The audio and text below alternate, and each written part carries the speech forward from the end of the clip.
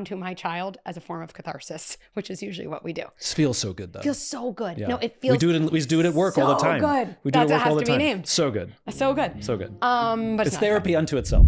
If you have kids, then you probably already know Dr. Becky. In fact, you may have used her app when your kid was having a meltdown. She's the author of Good Inside, the name of her app also, but more important, she is an absolute genius at understanding human beings, both the little ones and the big ones. Yes, she talks about parenting, and yes, we talked about how to be a better parent, but my goodness, the amount that I got out of this conversation about how I can be a better leader, absolutely invaluable. This is a bit of optimism.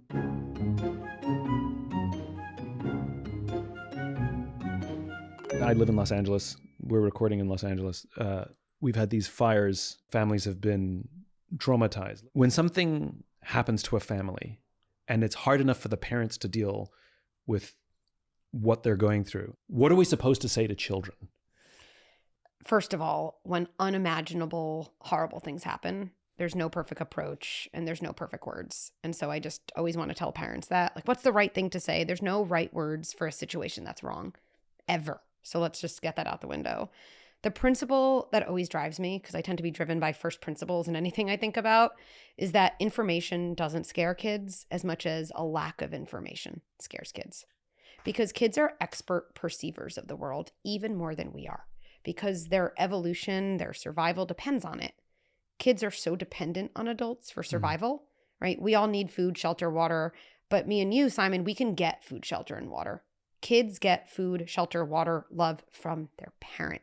And so they have to be especially attuned to what's going on.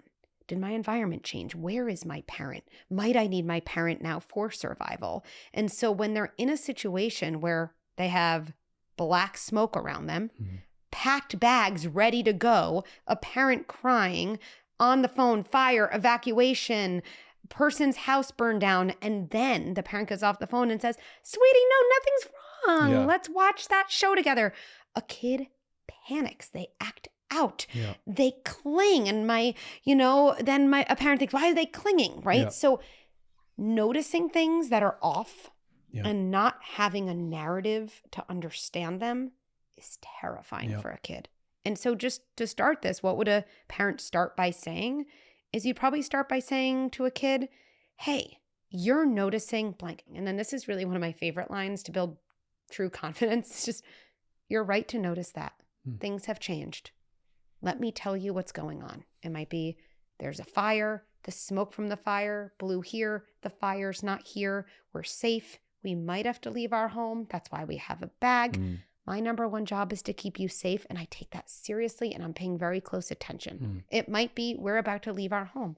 I'm going to tell you what I know, and I'm going to tell you what I don't know. And more than anything, I know we're going to get through this together. I can't help it. It's like, as you're talking, I'm running everything through the filter of my own work. And, one of my favorite books to recommend to businesses and leaders for how to be a good listener is How to Talk to Kids So Kids Will Listen and Listen So Kids Will Talk, which is a age-old parenting book, because it's basically the same. Validate people's emotions and all the rest of it, right?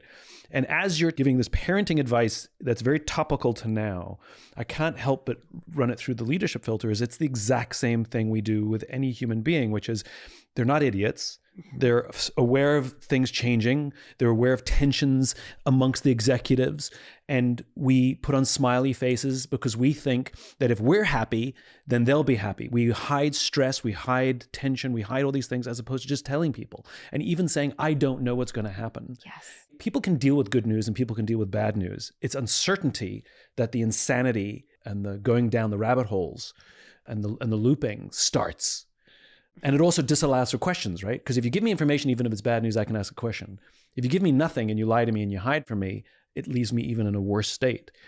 And so what I find so fascinating is everything you're saying is true for adults too. It's probably just more exaggerated for kids. I mean, I don't think Good Inside is a parenting approach. It's a leadership approach. It's a leadership approach, we even for say, sure. what I say to parents, what parents say, especially ones who are really in our system for a while, is we help parents become sturdy leaders. That's the phrase, sturdy leadership. It's why I think I'm actually asked often, your Good Inside book was recommended in my management consulting Slack groups. Are you a management consultant? And I used to say no, and now I say I am. Yeah. It just, the system I tend to operate in is a family system. But being the leader of a family system is also about setting up the conditions for success. And that has to do with setting boundaries, having a kind of sense of your own authority as a leader, and staying connected, seeing the good inside people and thinking about how to bring it out. And whether you have children or employees or athletes on your team, it's all the same stuff. You know, when somebody asks you, are you a management consultant? And if by management consultant, you mean, do I give advice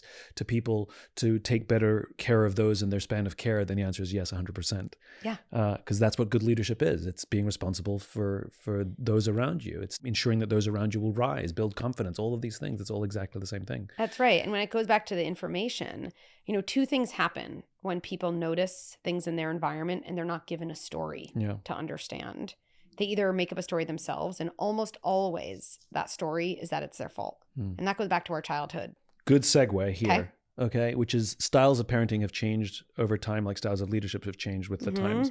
And, you know, when you and I were kids and we got in trouble, our parents said, what did you do this time? And these days, it seems when kids get in trouble, it's the parents say, what's wrong with your teacher? I get a kick out of the criticisms older generations had of younger generations, like, damn this generation. We're like, well, wait. How were they raised is always the question I want to ask. Yeah. Which is it the people we have a problem with, or is it the parents we have a problem with? I don't know if I'm the best cultural anthropologist of parenting, so I'm going to answer a version of the question. Because what I think you're getting at is, I think a lot of my friends, the way we were raised was kind of, you did something wrong. It was like, go to your room. What's wrong with you, right? And so in a way, what you're saying is the blame is in the child. And now what you're saying is the blame is in someone else, right? I always go back to something my son said so astutely, where my husband was mad at him because he like left the door open when we were backing out our car, and it kind of, you know, scraped on the garage.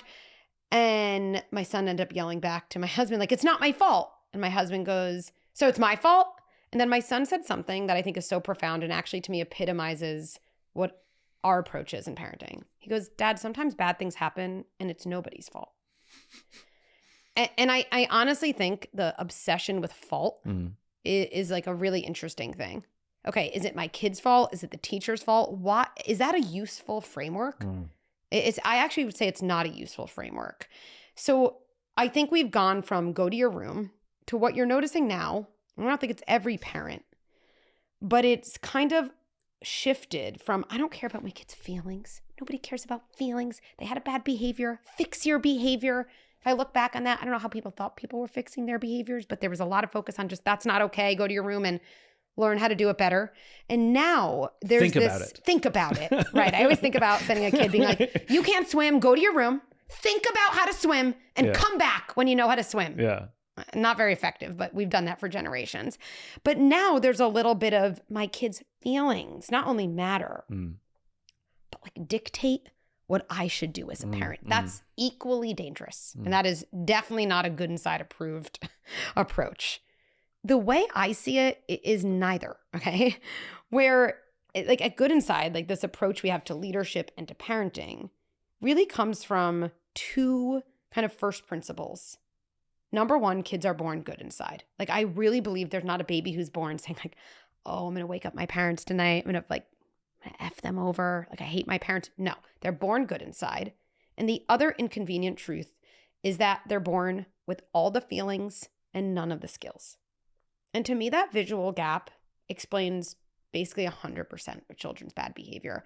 And if you think about it from that perspective, or you think about your own kid or any kid you know who acts out, oh my goodness, they're born with all the feelings I have, with all the intensity, and they're born with no skills to manage those feelings. And at any point in life, feelings without skills manifest as bad behavior.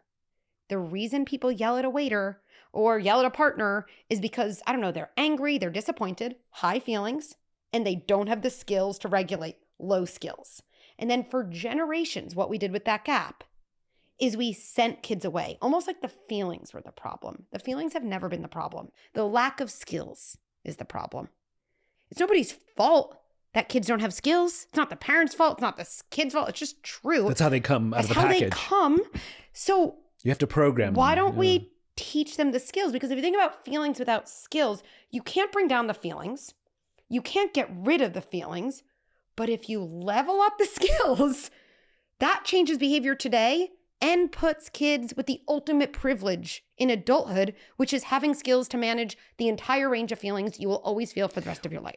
You're not just teaching people how to parent, you're teaching people how to be people. You're teaching human skills. And I always make the joke, like, cats don't have to work very hard to be cats. They're naturally good at it, but it takes an unbelievable amount of work to be a good human being. So there's two skill gaps, right? Which is my kids have feelings and no skills, and I'm supposed to teach them the skills that I don't have. That's right. And so I have a broken partnership with the person who if we're raising the kids together, I have an inability to communicate or listen. And now I'm supposed to teach skills that I don't have to a child who doesn't have them. It's a double whammy. That is my sweet spot. Yeah. I think what happens when you become a parent, and no one wants to say this because it's like daunting, is everything unhealed about your childhood just gets triggered over and over with your children. Like we think our children are going to heal us and they trigger us over and over. And we have this choice. I can either allow that generational kind of wound or trauma, whatever you want to call it, to then just be passed on generation to generation. Or I can use this opportunity not only to give something different to my kids, but actually to like heal myself and be the sturdiest, most confident version of me. And when you do that at the same time, it's like addicting. It's amazing. And it's hard work. Let's take the question of the kid with the door. Yeah. And let's just change it slightly. Sure. Right? You left the door open and the dog got out. Okay. Right? So you were told to close the door. We always close the door. Everybody knows to close the door. You were the last person out. You didn't close the door. And a kid says, well, sometimes bad things just happen and it's nobody's fault. What is the right thing to say when they should have actually closed the door and they shirked a responsibility? Right. I just think fault, it's actually powerful to be, I don't know if it's a useful framework for anything. Fault is inherently shameful. Shame makes people freeze. Freeze is anti-learning. Seems ineffective. Okay. So first of all, someone feels your intention more than they feel your intervention. So I know you didn't mean to leave the door open. So intention is, am my intention right now to teach and make better? Right. Or is my intention to the intention of the parent, okay. vomit my own frustration onto my child as a form of catharsis, which is usually what we do. It feels so good though. It feels so good. Yeah. No, it feels we do it at work all the time. So good. We do That's it at work all the has to time. Be named. So good. So good. So good. But it's therapy unto itself.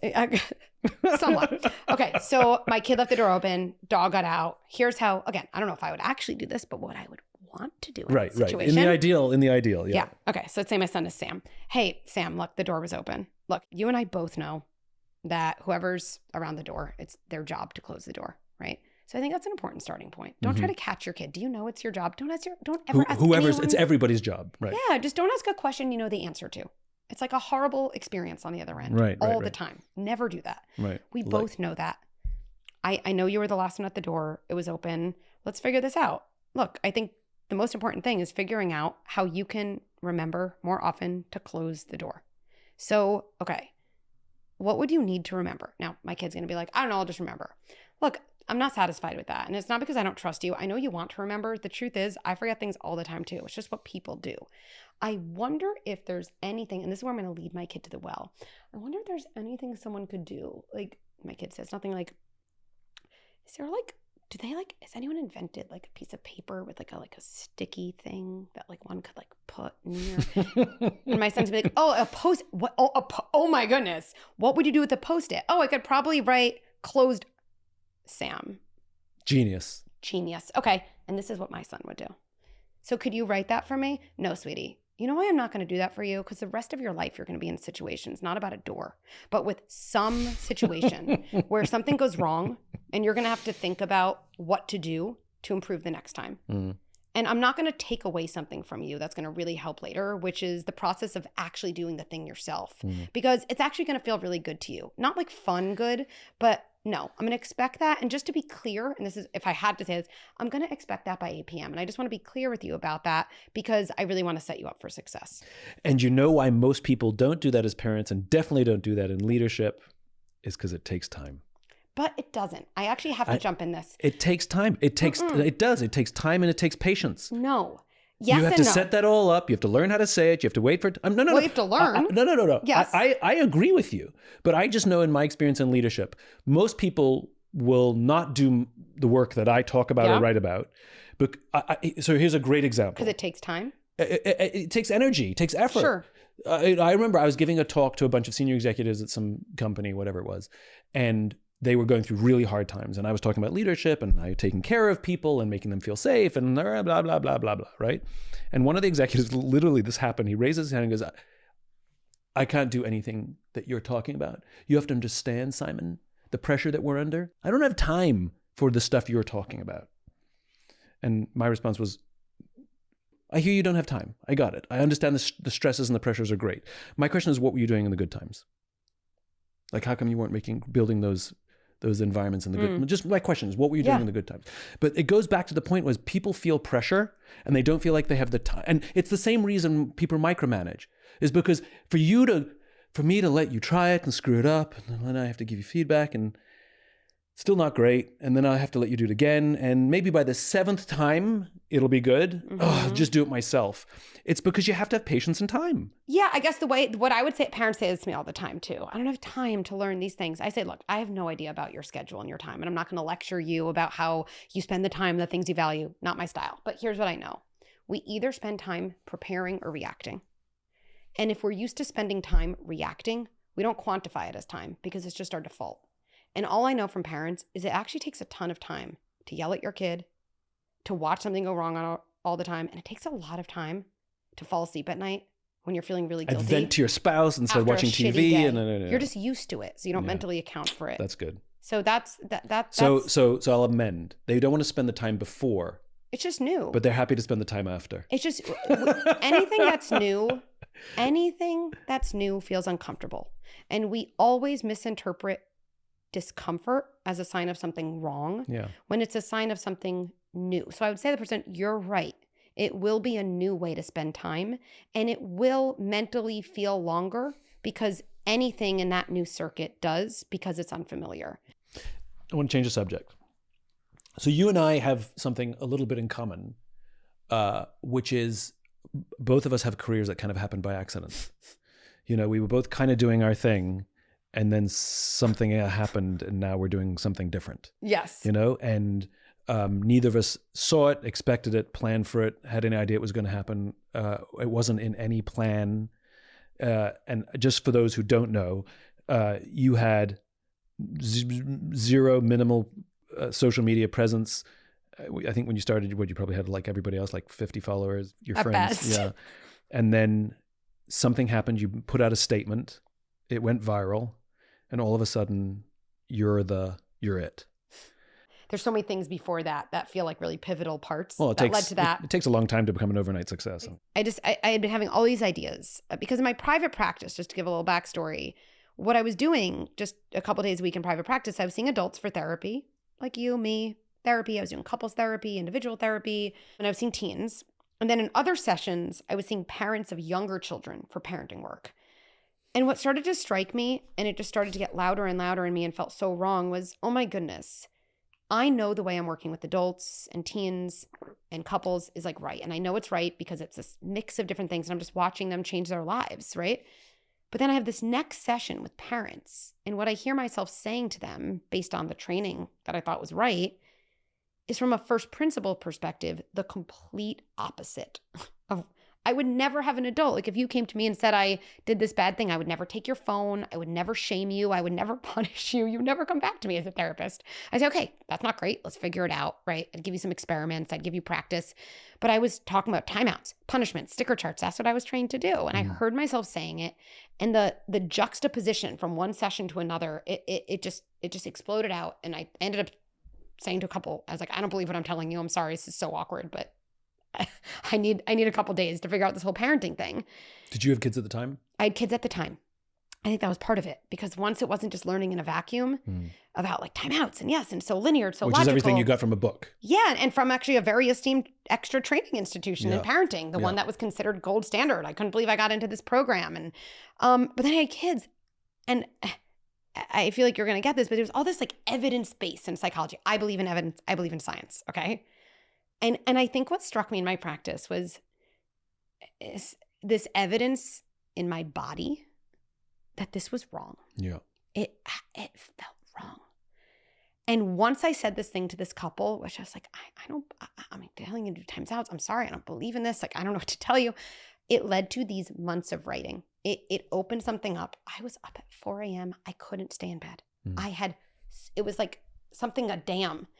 And I was talking to my husband. And I remember one night, he's like, you should really put these thoughts somewhere. I think part of him was like, I'm trying to watch the football game. You know? And then Boundaries. Yeah. I put up my first post, February 28th, 2020. And 2 weeks later, and this was the viral moment, New York City shut down for COVID. I had 200 followers exactly that day, I remember. It was March 13th.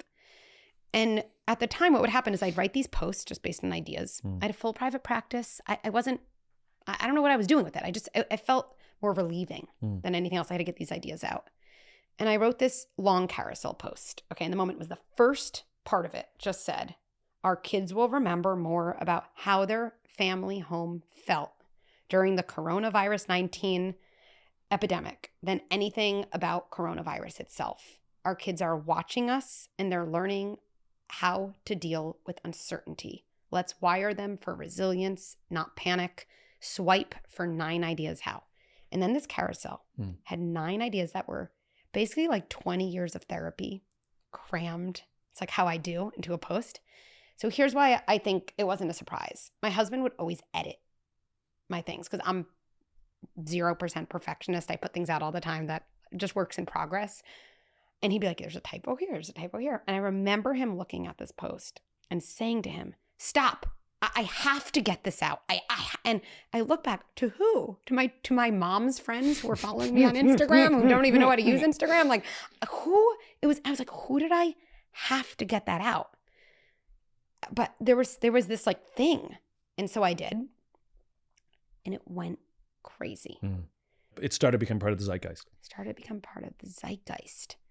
And people wanted more and more. And I think around this time I called my sister who's younger. I was like, how do you do an Instagram story? People want me to do stories. I wasn't on social media. I was telling all my clients to get off social media. I thought it was really bad, but this felt different. And then I just started putting out more and more. And I think during that time with so much uncertainty, it's not unlike the time with the fires. People want a sturdy leader. Sturdy leaders, they're not afraid to tell the truth. And I think in general, being told the truth by someone who you feel likes you and believes you, being even told the hard truth by someone who likes you and believes you is like a really amazing human feeling. And we love getting it because it's so rare in our life. And I think that's probably what was compelling. From your data, and I'm sure it changes over time, but I'm curious in now, what skill is most lacking? Boundaries. Say more. I want to go down deep in this because I think it's an unbelievably misunderstood concept. 100%. And just from a work standpoint, I've had many conversations with people who talk about that they have boundaries and they want their boss, their company to respect their boundaries. And then the great irony is they respect nobody else's. Anyway, I could give you specific examples, but I'll start with that. Anyway, so I want to give you my definition misunderstanding of what they are and how they work. That's exactly right. Having clear definitions of what things are is like the foundation for doing something well. Yeah. Clarity. So I'm going to share my definition of boundaries because I hear this all the time too. I'm setting boundaries with my kids and they don't respect it. My mother-in-law doesn't respect it. And then I say, give me an example. And almost always I'll say, like with love and respect, that's not a boundary. So give me an example of one that's not a boundary. I tell my kid over and over not to jump on the couch. They know not to jump on the couch. They're old enough. They know better. They do that. I tell my mother-in-law not to stop over unexpectedly. Like she has to tell me and she keeps doing it. They keep violating my boundaries. Neither of those are boundaries. Here's my definition and it's super simple and usable. A boundary is something you tell someone you will do and it requires the other person to do nothing. Okay, give me an example. Okay. A boundary with the mother-in-law who stops by would sound like this. Hey, look, I don't want it to get to this. I think I've asked you a lot of times. Please call before coming over. There's a reason for that. It's the order of our day. I don't do great when I'm startled. And so I just want to tell you, this is new and I hope it doesn't get to this, but the next time you come over unannounced, I will come to the car and say, no, I can't have you here for a visit. I know it's going to be hard for both of us. That is what I'm going to do. A boundary is something I tell someone I'm going to do. And it requires someone else to do nothing. So someone doesn't respect my boundary. it's not even part of the equation, because when we say that, we're saying I'm giving away all of my power to someone else. What if a boundary is unreasonable? What does that mean? What if it is the other way around, where it's the parent-in-law who says, these are my grandkids. I'm going to come over to your house. I'm going to come over to your house. And if you don't let me in, then I'm going to sit in the driveway. They follow the same, schematic, except it's an unacceptable boundary because it's not their family, not their home. I found your key and I got a copy and I'm going to come in whenever I want. I just want to let you know that. Great. So I think if you don't let me in, I'll just let myself in. That's my boundary. Right. To me, I love the idea of this. Because I'm just seeing how these things escalate into fights. So a boundary is something you tell someone you will do and it requires the other person to do nothing. The reason that matters and is so usable is anytime after someone hears that definition and they set what they think is a boundary, they can just check themselves. Did I tell someone else? And does it require the other person to do nothing? So I want to say it again because it's really important. A boundary is something that you will enforce and they have to do nothing. That's right.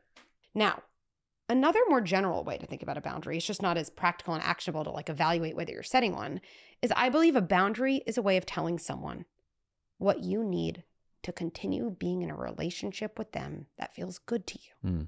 That's really why boundaries strengthen relationships.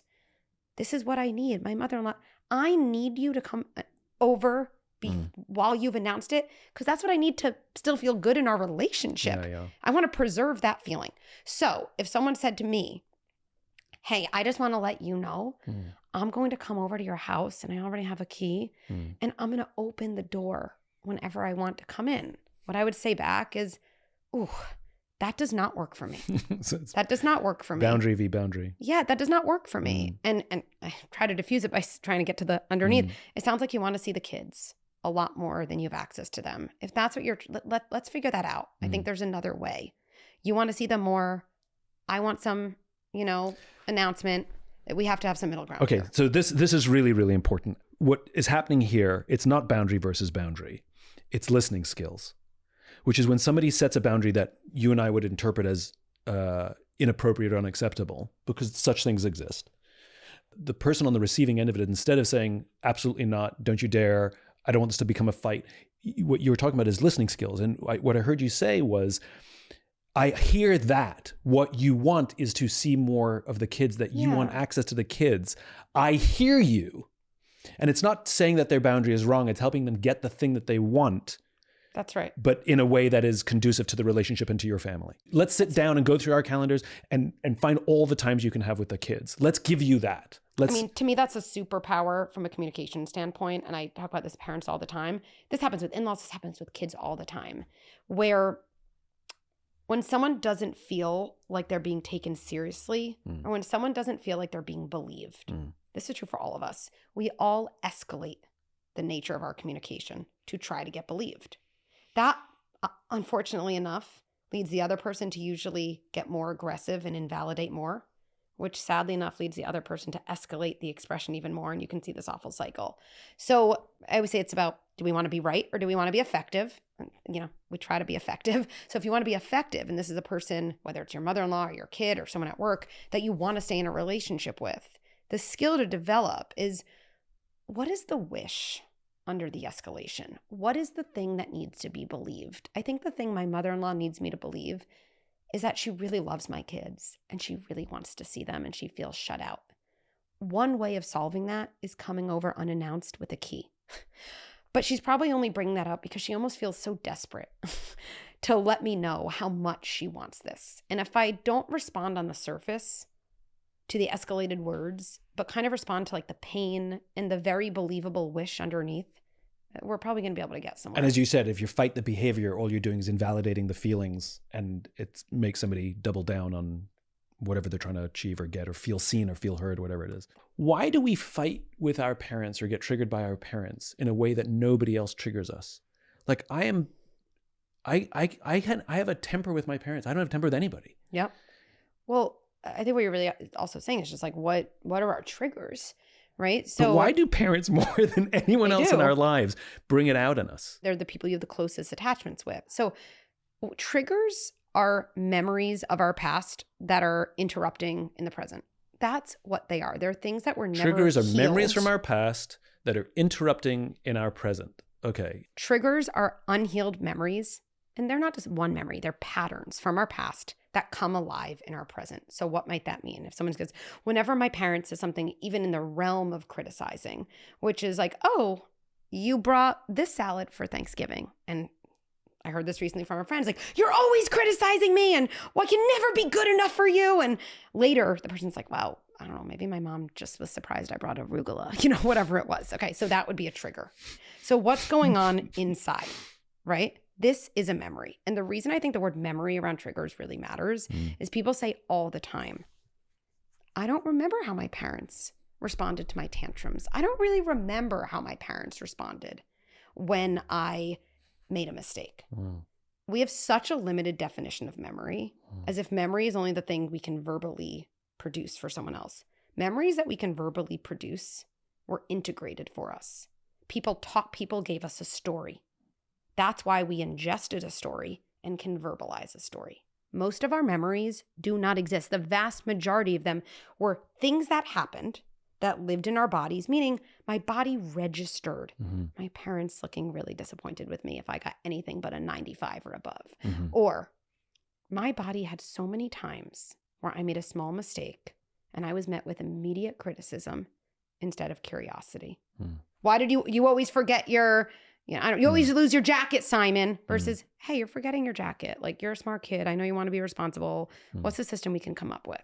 So let's just say that was true in your childhood. In general, when you struggled, it was meant with criticism and judgment, rather than some type of like boundary, curiosity, actual skill building, like we've been talking about. Then what does your body do? Your body's always forming circuits, right? You're born with 25% of your circuitry. By age 3, it's 75. By age 5, it's 90. Wow. These are, okay. And so when people say, I don't remember, it's always interesting. Your body and how you react to your triggers are your best teachers for everything that happened in your early childhood. And if you start to look at them that way, you have an unlock for all of the things that need healing and reworking to be the sturdiest version.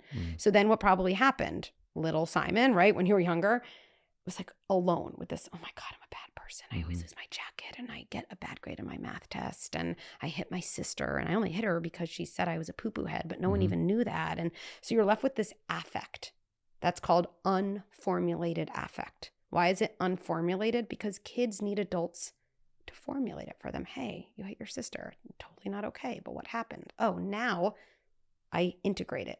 Unformulated affect just lives free floating in your body. And so if that happens, not one time, as a pattern, I always feel criticized. I'm not seen for the good inside, right? In those moments.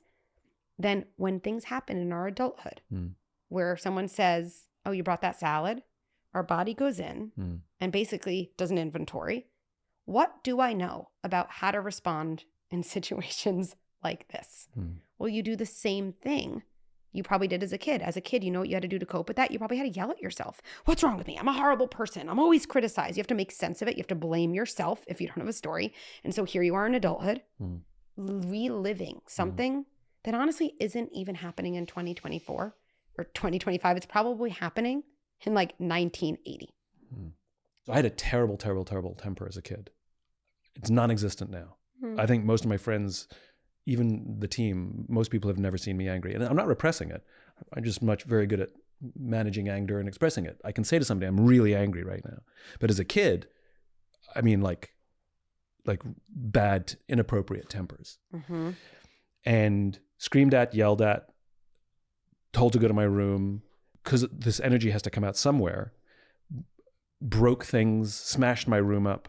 Got yelled at for smashing up my room, got yelled at for screaming and yelling and kicking things in my room and things like that. So it just made it worse. And I got even more. And it stopped when I took my favorite thing and I broke it. And then when I finally calmed down, I'm like, I just broke my favorite thing. Totally personally accountable, right? And this has been my story, which is my temper stopped when I realized it was only hurting me. But yeah. But, you know what I was going to say, but? Did you know I was going to say that? But in this session, talking to you, I've realized what I wanted was in these periods of losing control and fully aware that I've lost control, fully aware that I'm not in control of my own. All I actually wanted was for somebody to make me feel calm and safe. And it didn't happen. I got locked not locked, but left in my room until I calmed down. Yeah.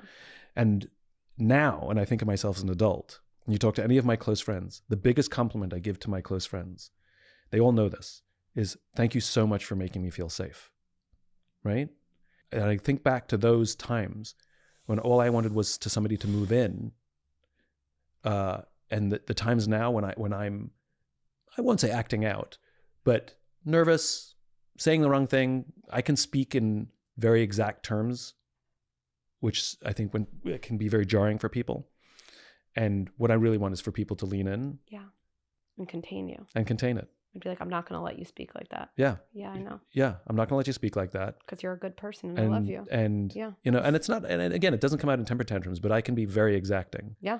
In my words, to the point that people don't know what to do with it. Well, I always think anger is so misunderstood. Anger is a feeling that we have. It's our best feeling because it tells us what we want and we're not getting.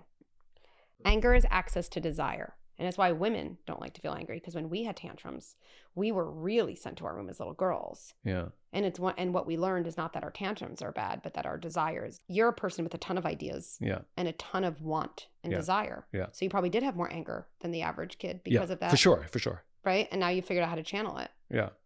One of my worst habits as a leader, and I'm looking at it differently now after talking to you, instead of saying, I need to fix that, which I do, but now I'm saying, okay, where is it coming from is a more interesting question. Yeah. I'm a reactor, right? So somebody will show me something and I'll go through all the things that are wrong with it. And I make somebody feel bad and demoralized about the work that they do. I think the work's great. I just found a few things wrong with it. And I go straight to everything that's wrong. And I always forget to say, or I often forget to say, this is great work. Thanks for putting in all this effort. I have a few comments, right? So make somebody feel, I don't. I leave that little preamble out. And then I'm like, shit, I hurt somebody's feelings. Let me go backtrack and be like, and now I'm looking at it through a new lens rather than how can I stop being a reactor? Going, all right, where did that come from? When we want to change something in a relationship with someone else, we generally get the starting point wrong. We can't change how we interact with someone else until truly, concretely, we change the way we interact with ourselves. And so if you know that happens, and by the way, I'm the same thing. I'm just so quick to being like, no. And then in my head, I'm like, that was an amazing meeting. I love that person. Yeah, it's exactly the same. I'm like, I feel like shit. I love that person. I love having them on the team. And they're like, I can't do anything right. And I think the only success I've had, and my husband has actually pointed this out, because he said to me, I used to think you were hard on everyone and hard on me. But he said to me, I realized, oh my goodness, like, imagine Becky's monologue to herself. If that's the way she said, like, imagine how hard she is on herself. And he was like, it totally changed. Like, I felt so much more compassion. And I really took that in from him. And I think what that led me to do is find moments where, whether it's burning the garlic, not leaving enough time to manage traffic. Oh my goodness, I didn't respond to that email. Actually, truly saying in those moments, and this to me is a good framework, I'm a good person who didn't respond. I'm a good person who didn't leave enough time. Yeah. Actually practicing the validation first with myself.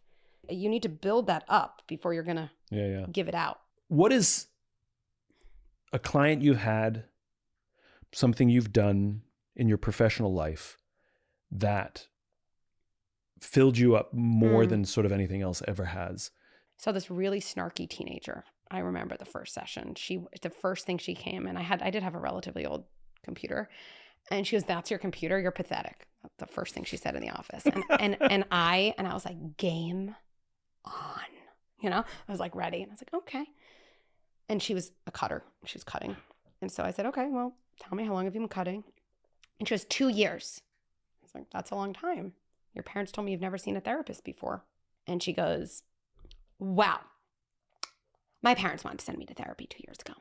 And I told them, if you send me to therapy, basically you're saying I'm fucked up and I'm a messed up kid. And you're kind of like saying you don't love me. Is that what you mean? And if you send me to therapy, I'm going to go and I'm going to make up lies and I'm going to miss the appointments and I'm just going to waste your money. And my heart's racing so fast, Simon, as I'm telling you this. And then there was something in me. I just knew to say nothing. And probably after 30 seconds, the entire mood shifted. She went from that, exactly how I said, and she just looked down. And when she looked up at me, she said, can you believe they let me make that decision? Wow. The kids who act out the most are in the most pain. Just so misunderstood. And I don't blame parents because, again, being able to see someone's pain and fear and desperation under their nasty words and behavior, that requires skills and practice and support and resources. And the only thing we're told at the hospital is that we should get a car seat. And so these were such amazing, well-meaning parents. They didn't understand her. And so that's taught me a lot about kids. It's taught me a lot about boundaries. So interesting. I was sharing this with someone in our community the other day whose kid was giving a hard time about therapy and said, Dr. Becky, I used exactly what you said, which came from this. We're going to a therapist. That is my decision. And it's a decision because I love you and I believe in you. You can go, you can lie. My job is to get you there. I'm going to leave work early every Thursday. I'm going to drive you there. What happens in the room, I have no idea and it's up to you. But there's nothing you can say that will change my mind about how important it is for me to do my job. And we're going to start that tomorrow. You've helped a lot of teenagers. You've helped a lot of cutters. You've helped a lot of misunderstood kids. You've helped a lot of kids of parents who are struggling and just don't have the skills. What is it about this one young woman who, again, of all the kids you've helped, she's the one you want to talk to me about? You know what it is? I guess I really have a thing for the kids who everyone labels as bad, as difficult, as defiant, as dramatic, the misunderstood kids.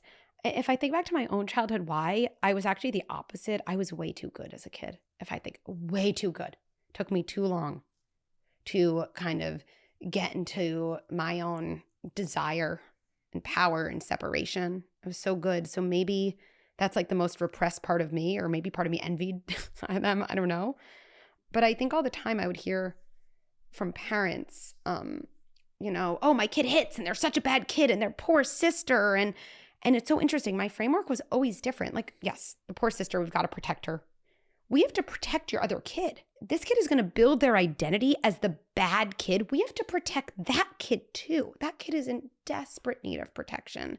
And I guess I feel like someone needs to be a champion for these really good kids who are having a really hard time and are in desperate need of support and coaching and help and leadership.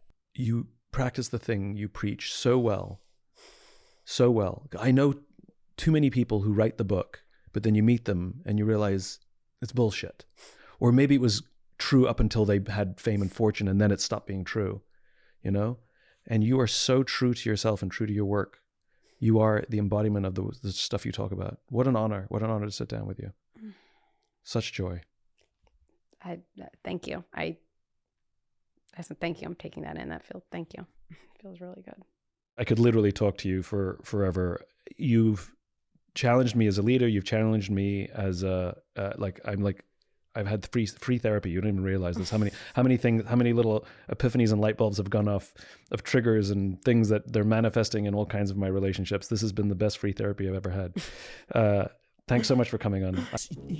I don't think it's pretty normal. If you've ever seen or heard Jocko Willink, you will know one thing about him. He is big and he is imposing. And if you know anything about me, I'm neither big nor imposing, which is exactly why I invited him onto the podcast.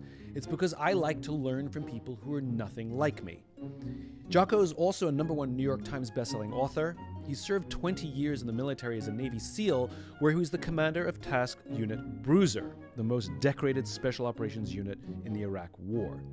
And so we sat down together to talk about leadership. Here's what I learned. What's made him such an effective and successful leader is actually his remarkable humility. This is a bit of optimism.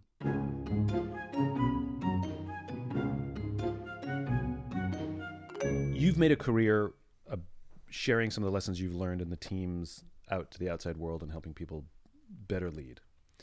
I'm curious what you've learned since you left the Navy that you wish the SEALs had that you've only learned in the outside world. I'm curious if anything tracks back. I was literally completely institutionalized. I enlisted in the Navy at 18 years old and went straight in. So when I got out, I had no concept of what the outside world was like. when people ask me that question, it really is the fact that when I got out and I started working with civilian companies, the fact that every facet of leadership inside the SEAL teams translated directly to a sales organization or a construction site or wherever, that was the biggest lesson that I learned was, that human beings are human beings, and leading human beings, regardless of the outcome that you're looking for, regardless of the mission that you're on, the human beings are going to be human beings. And that was the I guess the biggest epiphany for me. But I haven't experienced anything where I've said, oh wow, that's radically different from leading people in the SEAL teams. And I'll give you one quick example. When you're in the SEAL teams, people think, oh well, if someone doesn't meet the standard or someone's not performing well, you just get rid of them. And when I was in the SEAL teams, I knew that wasn't true. Guess what you have to do? If someone's not performing, you've got to do paperwork on them. You've got to write them up. You've got to counsel them. You've got to set them before a board. And even then they might get recycled. And so it's actually very difficult to fire people. Well, when I was in the Navy, I thought in the civilian sector, if someone's not doing what you tell them to do, you just fire them. And as soon as I got out, I realized, oh no, you've got to do paperwork. You've got to go to HR. And so it also depends on the company. it does, but for the most part, you're going to, and it depends, if somebody makes a grievous error in the SEAL teams, of course, you can get rid of that person immediately. Of course. And I've done that before, but for the most part, they're a lot more similar than they are unsimilar. And that was really, again, if I had some, huge lesson that, oh, well, in the civilian sector, you've got to treat people this way. Yeah. No. Or in the civilian sector, they make better progress when they do X. No. Yeah. It's crazy how much it all truly lines up. I've learned a little bit hanging out with folks in uniform that I've been able to translate and bring to the civilian world as well. Your knowledge is obviously vastly deeper. You entered an entirely new culture where, you had to learn business. How old were you when you left the Navy? 30, just turned 39. Okay, so hitting 40, right? Hitting baby middle age. Coming out at 40, you're now, I'm going to learn business, right? There were people with 20 years head start, right? Yeah. And so you're learning on the fly, and you're still learning. I'm curious who your worthy rivals are. Who are you looking at in the space that you're at, and you're like, they're so good, and I need to learn that.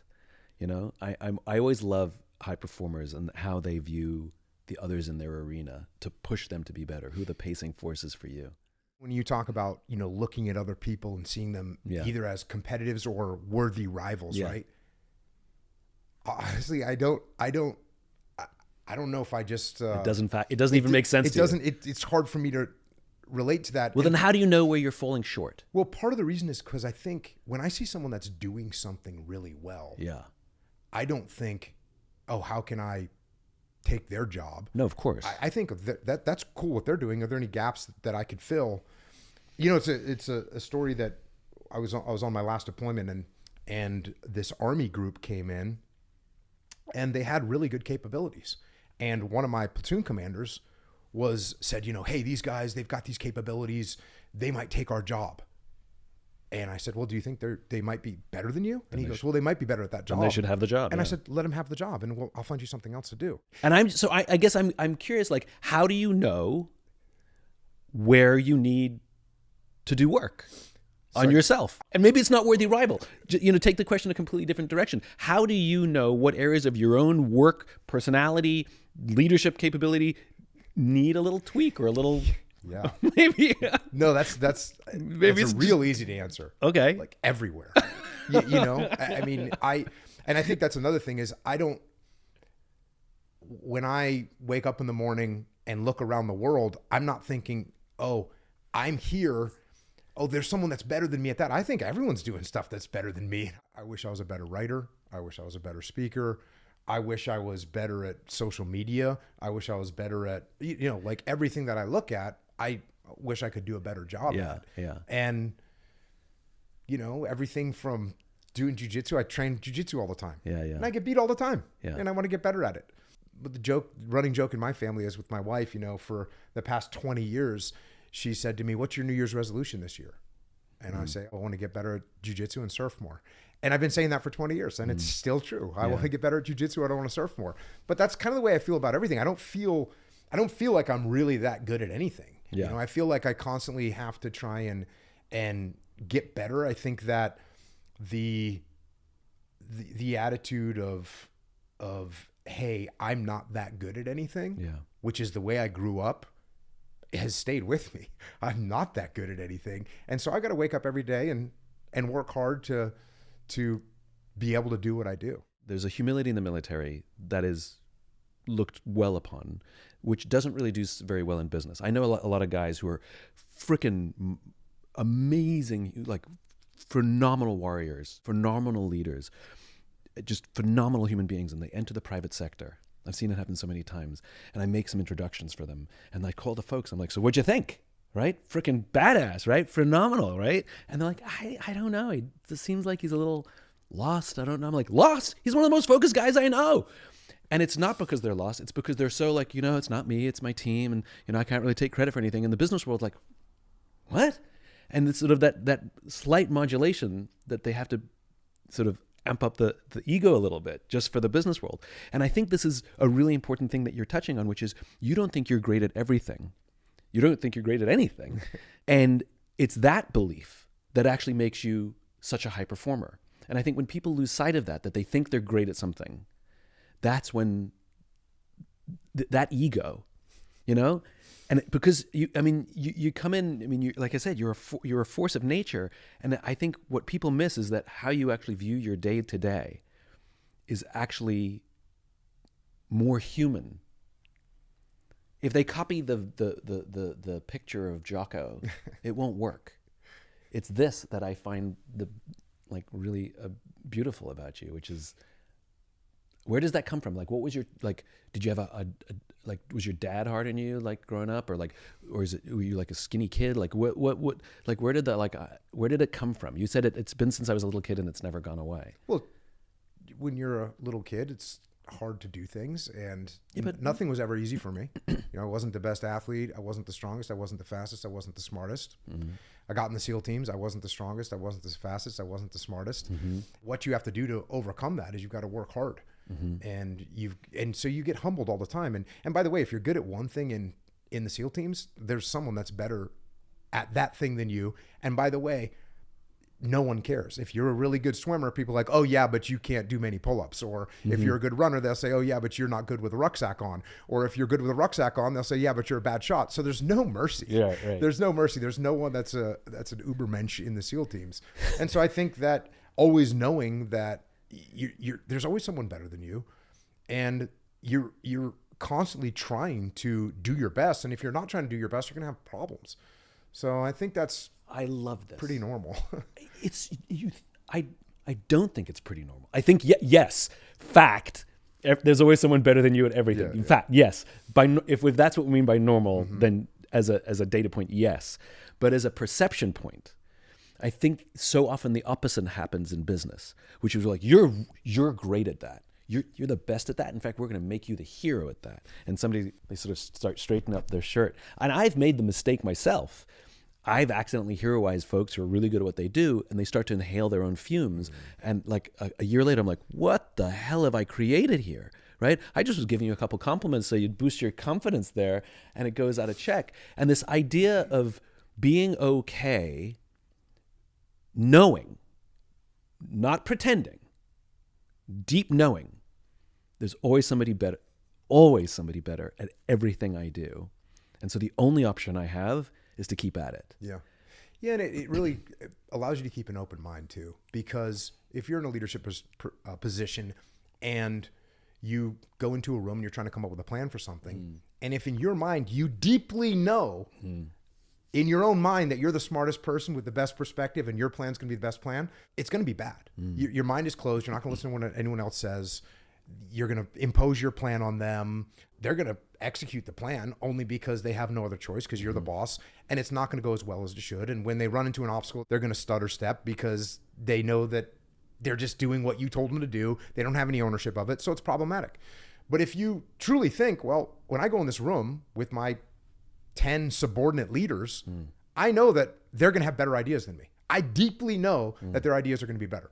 Or at least they'll have a point of view that I don't have. And then whatever it is. Yeah. And then my mind is open. Yeah. And when someone makes a point and I go, oh yeah, that makes sense. Why don't we go in that direction? At the risk of belaboring the point, I think this is really, really important for junior leaders and senior leaders, right? So for a junior leader, I think junior leaders feel like they have to prove that they're worthy of the title, worthy of the risk, like you pick the right person, and that shows up in a little too much.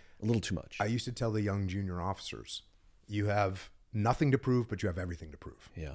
When you're in charge of a platoon, you don't need to prove to the platoon that you're in charge. Right. You don't need to say, well, hey, we're doing it my way, or hey, this is my plan. You don't need to do that. In fact, it's offensive. Your credibility doesn't come from that. No. Right. What you have to prove to them is that you'll listen to them, that you'll make when a decision has to get made, you'll take all the pertinent points in and you'll make a good decision and you'll be able to back them up and you care about the team. That's what you have to prove to them. But you don't have to prove that you're in charge. Right. So that's the guy that you're talking about that walks into the room and is like, all right, I better prove to everyone that this is my idea. Or prove to those above me that they hired the right guy. Exactly. Exactly. I love that. And I think I think for a junior leader, what you're learning the fundamentals of leadership, which is you've got to take care of your team, rely on your team. I think as you become more senior, this attitude that you're talking about, it does something slightly different, which is now, and you said it, which is it teaches you open-mindedness, right? Even if you're good at caring and good at offering that top cover, now what you're learning, and it's, in other words, once you've learned it once, it's not learned. It's a practice, not a lesson. It's counterintuitive to have an open mind. And it's counterintuitive to say on a daily basis, I'm not the best. In fact, there's someone everywhere who's better than me. That's the way it is. And I think the humility is often missed when we teach people like SEAL training, because people, high performing, it's larger than life, even the movies help, I think people miss that there's a very human, and you know this even better than I do. I've cried with more people in uniform than I ever did with anybody in a suit. I've hugged more people in uniform than I ever did with anybody in a suit. There's a humanity, and I guess because the stakes are life and death, but there's a deep, deep humanity and love and caring. And those words, the Marines call them the intangibles. This is the only way to put it, which is love. Like SEALs are high performing, not because they're gorillas. That's just a component to get through selection. The SEALs are high performing because they love each other even deeper than you can imagine. And I would see it happen when I had the opportunity to visit Coronado, and I'd see guys who I don't even think they knew each other. They would hug like brothers, and I think that's often missed. Yeah, there's a lot of things that get missed, and there's a lot of stereotypical, viewpoints that people have. And this is one of the you talked about from the movies. Some of the things that I learned when I got out. Well, one of the things that I learned when I got out was that just like I had this impression of the civilian sector that, if you got someone that's not doing what they're supposed to be doing, you can just fire them. Right. Well, they all had the impression that in the military, when the commander gives the order, everyone just gets in line and follows the order. Exactly. And that couldn't be further from the truth. Right. And so you get this idea that there's this tyrannical authoritarian leadership is the best form of leadership, or that's the form of leadership that they use in the military. And that's terrible. Now, doesn't it exist in the military? Yes, it does exist in the military. Yeah. Does it exist in the civilian sector? Oh, it definitely exists in the civilian sector. Now, there's a great book that I covered on my podcast. It's called The Psychology of Military Incompetence. Yeah. It's a fantastic book. It's wonderful. And, it's the guy that wrote it was in World War II. He was wounded, and then he became a psychologist. But, he points out that the military attracts people who see that authoritarianism from the outside, and they think, oh, that's exactly what I want to be a part of. Yeah. And that mentality works, I hate to say it, but actually works well in garrison environments, meaning where there's no combat going on. If we're on the parade field, if you got your platoon and I'm going to come and inspect your rooms, and you're an authoritarian dictator, guess what? The rooms look great. Yeah. And everyone's in a perfect uniform and everyone's cleanly shaved. And I think you're doing a great job because you're a tyrannical leader. Yeah. And you barked orders and you yelled and screamed and you went and did the white glove on them before I showed up to inspect. So I think, man, Simon's such a great leader. That mindset, though, that closed mindset, which is, don't give me any input, clean the way I told you to clean. It works in a non-combat environment. But when you get in a combat environment, And all of a sudden you've got variables. Yeah. And this is why combat leaders, good combat leaders, hopefully they have very open minds. Yeah. They have to. They have to have an open mind. They have to be very creative. They have to actually be the other end of the spectrum from the authoritarian dictator. And so what happens is in peacetime, things start to lean towards these authoritarian dictators being put in senior positions. Yeah. They get promoted. Because why? What happens to the, to the creative, open-minded leader? Well, he was out with the boys. He got in trouble for this. They were on an exercise and he did this radical thing that was outside the rule set and he got in trouble and he got written up. And so now he's not getting promoted. Yeah. That's the guy you want in combat. It's David Schwimmer's character in Band of Brothers. It's 100%. He was great in Garrison. He's great in Garrison. Put him in the chaos and it just fell apart. And he fell apart. And, what did his team think of him? Yeah. His team thought of him. They didn't respect him. They didn't like him. They didn't want to follow him. Yeah. And you know what happened to that guy in real life? I looked him up. It wasn't good. He lived a lonely life, didn't he? He attempted suicide. He failed. Yeah. He was blind. And what was really interesting about that is that he, to his death, blamed his whole life on Easy Company. Yeah. All the failings in his life was because of Easy Company. And it just made me think you romanticize your experience in the military. And the things that were good, you just hold on to them. That was the best of times. Yeah. But when someone has a bad experience or something bad happens, they hang on to that. And that becomes what that guy carried to the grave with himself. So, but that's a great example. And then on the other side, you had Dick Winters, who was the heroic leader in Band of Brothers, who listened to his troops, who never yelled and screamed. And you asked about my experience and how I ended up like this, where that humility came from. But I was in a SEAL platoon and we had a tyrannical leader. And the tyrannical leader, he didn't have a lot of experience. He had come from a different part of the Navy and then joined the SEAL teams at a relatively senior grade.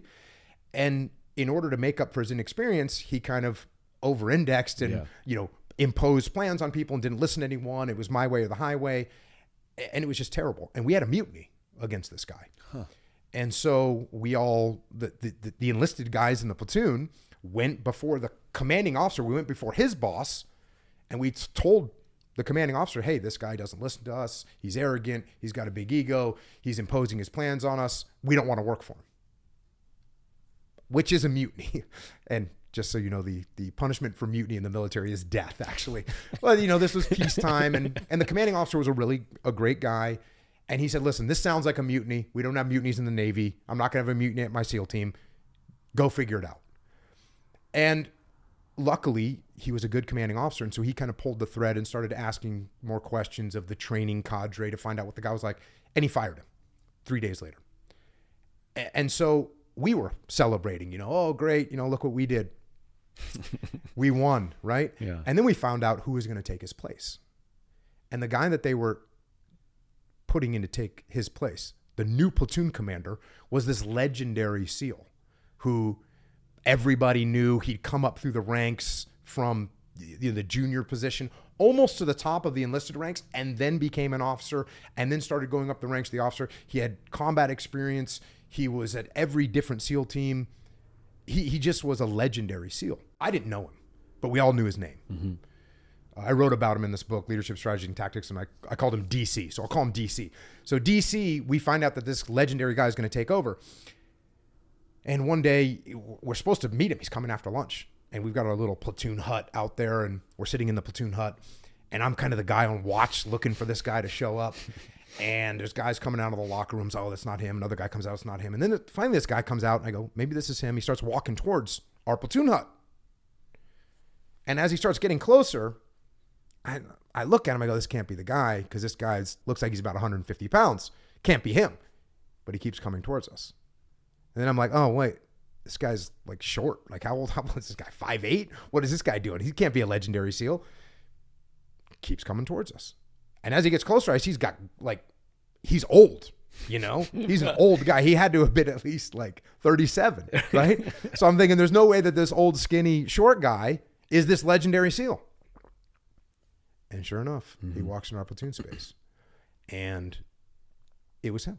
Mm-hmm. And we very quickly figured out why this guy was a legendary SEAL, because he walked in, he said, hey, sorry to hear about what happened with your last commander. I'm not worried about it. I'm just looking forward to working with you guys. Right then, not I'm the new commander, not this is my platoon, not there's a new sheriff in town. It was, I'm looking forward to working with you guys. Yeah. And that set the tone. Guy was the most humble leader. Yeah. And, you know, not only, so I got to see this as a young guy. I was probably 22 or something. It was my second platoon.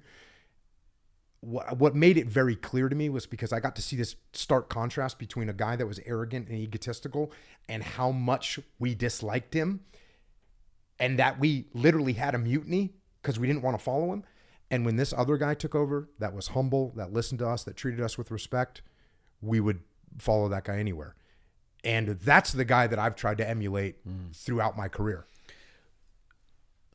Follow-up question. How did you learn when to turn on command and control in the chaos? Because I think a lot of people are listening to this. They're hearing the lessons about humility, asking questions. But there are times when that guy, he had earned the trust so that when he could flip the switch in the chaos and it was barking orders and there wasn't, you know, I'd like to hear your opinions, you know, when did you see that happen? Like, because it's, I think people, and we've sort of been dancing around it, which is people choose to be either this lovely, beautiful, kind, humble leader. They choose that path, or they choose the path of command and control. But the answer is you do need both. You can't be command and control all of the time. But there are episodes where this guy, this legendary SEAL, did turn it on. When did he turn it on? And when did he turn it off? People would ask me that very question, right? How do you know when to do that? And here's the way that I did it. This is what I saw him do. First of all, there's going to be times where what you're talking about is there's a leadership vacuum. There's a moment in time, whether it's in a meeting, whether it's on the battlefield, whether it's making a decision, where there's a leadership vacuum. No one is stepping up and taking charge. It's obviously quiet. And it's obviously quiet. Yeah. Now, when that happens, here's what I do. If there's a leadership vacuum, no one's making a decision, I'm going to pause. I actually want everyone in the room to know and feel that there's a leadership vacuum. I want everyone in the room to go, because if I jump in too early, there's a couple people, maybe you were about to, you know, Simon had an idea. He was about to say something and I just cut him off, and now he's going to be begrudgingly executing what I told him to do, and he's going to think he didn't get a chance to step up. So I'm going to pause long enough. And in combat, it might be 3 seconds. In a business meeting, it might be 30 seconds. It might be a minute. If it's a long email exchange, it might be 3 days, right? I mean, I'm on the CC line and people are going back and forth, and all of a sudden, you know, I'm going to chime in. So when that leadership vacuum occurs, I'm going to give it at least enough time that everybody feels it. And once they feel it, I'm going to make a small iterative decision to move in a direction that I think is best at that moment in time. And then we're going to move in that direction. I'm going to keep an open mind, and we're going to get feedback on the decision that I just made. I'm going to make the smallest decision I can, by the way. And this is something that, again, this is something that I used to cheat in the SEAL teams, because I was known in the SEAL teams for being very decisive. If a decision needed to get made, I would make a decision, but I would make a little tiny decision. But no one's really thinking about that at the time. But if you and I are getting shot at, or our platoon is getting shot at from, you know, somewhere up to the north, well, what's my decision going to be? Is it going to be attack? That's one decision. Is it going to be retreat? That's another decision. Those are big decisions to make. But what if I just say, Simon, go to the rooftop, tell me what you see up to the north? Okay, I just made that decision. And everyone goes, oh, Jocko's got this. We're good. Now you go up and you tell me what you see. And maybe you see a lot of enemy. Maybe you don't see very many enemy. Maybe we can move forward.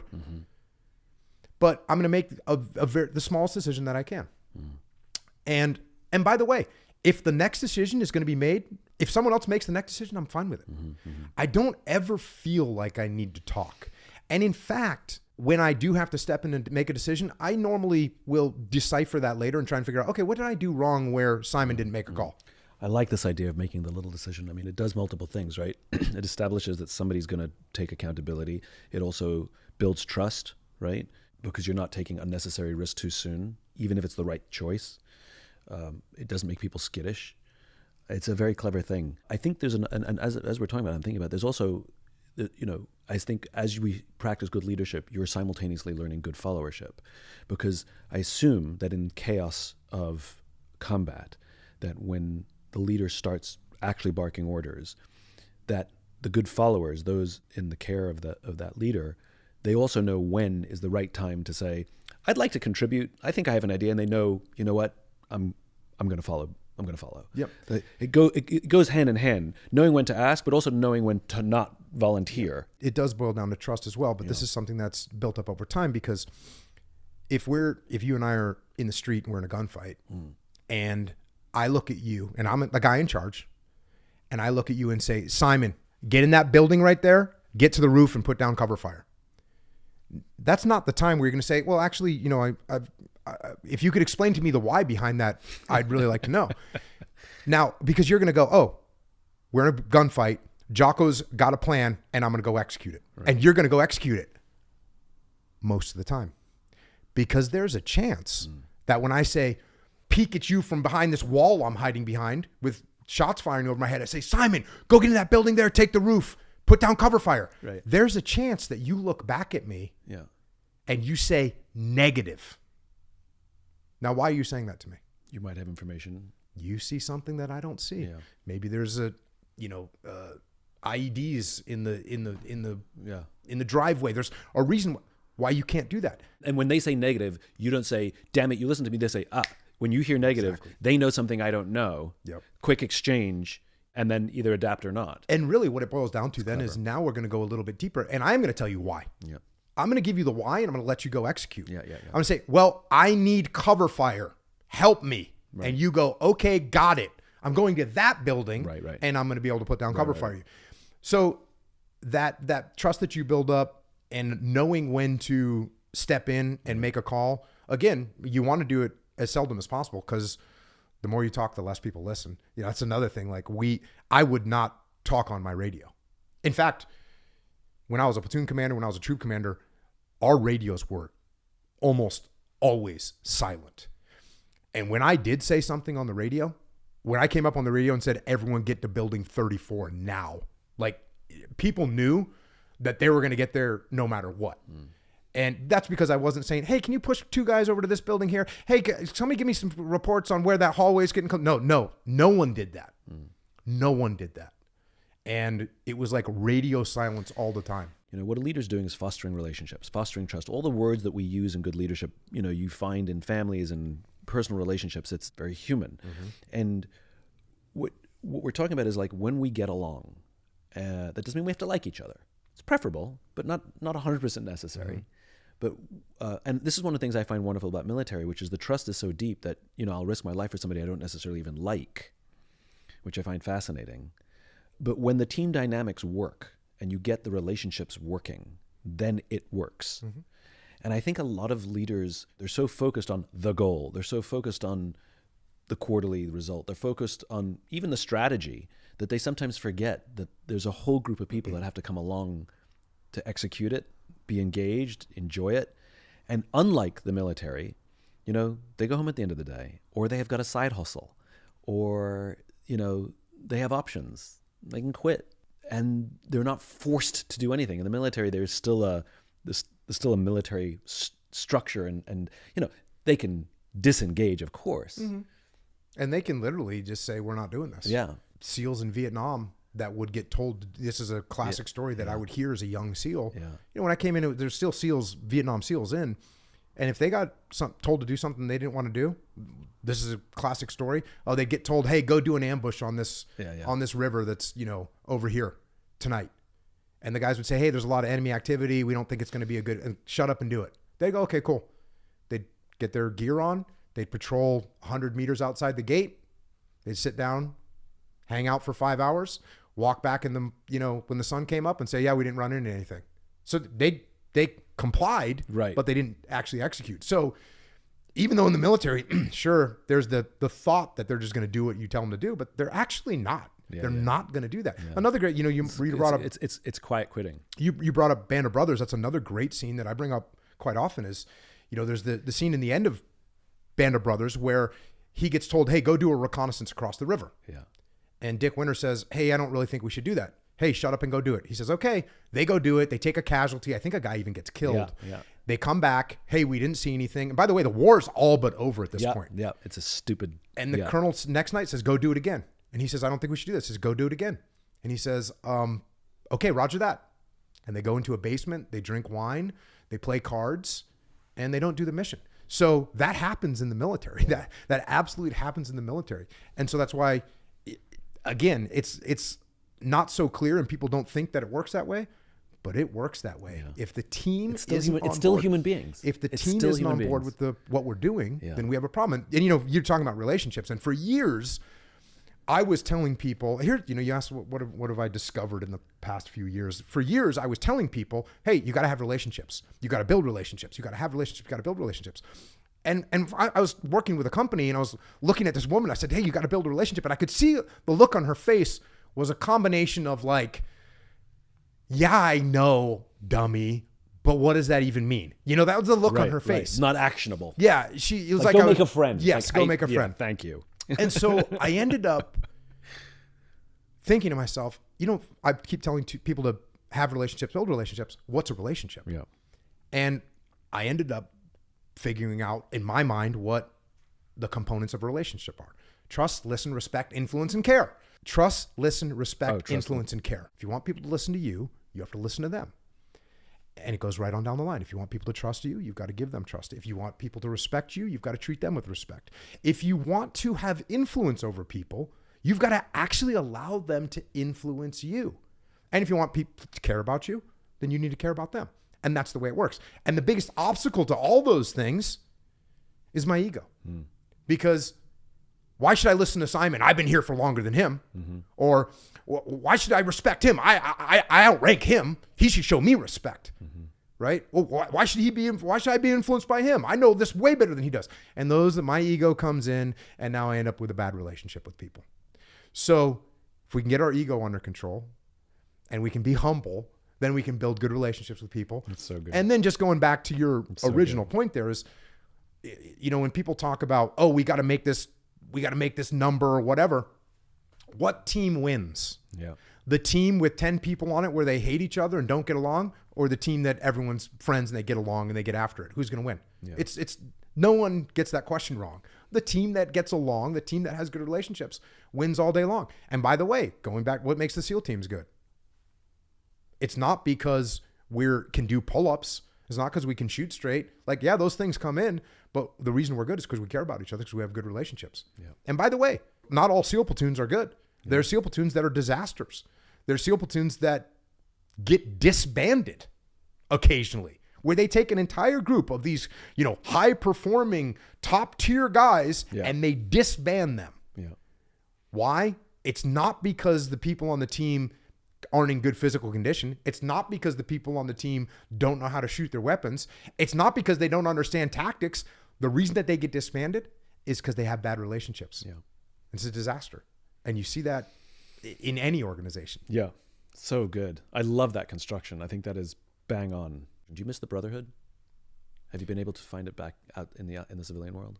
Well, I have a company called Echelon Front, and we work with a bunch of our guys. Literally, it's the guys. It's the guys. Now we have other people as well. Sure. We brought in a bunch of other people, but those people understand too, and we're all in the same, mindset of trying to share these lessons with as many people as we can. But listen, I'm not going to lie to you. Do I miss being in a SEAL platoon? 100%. Yeah. There's nothing better. It's the best job in the world. Yeah. There's nothing better. I will miss that forever. I knew it at the time.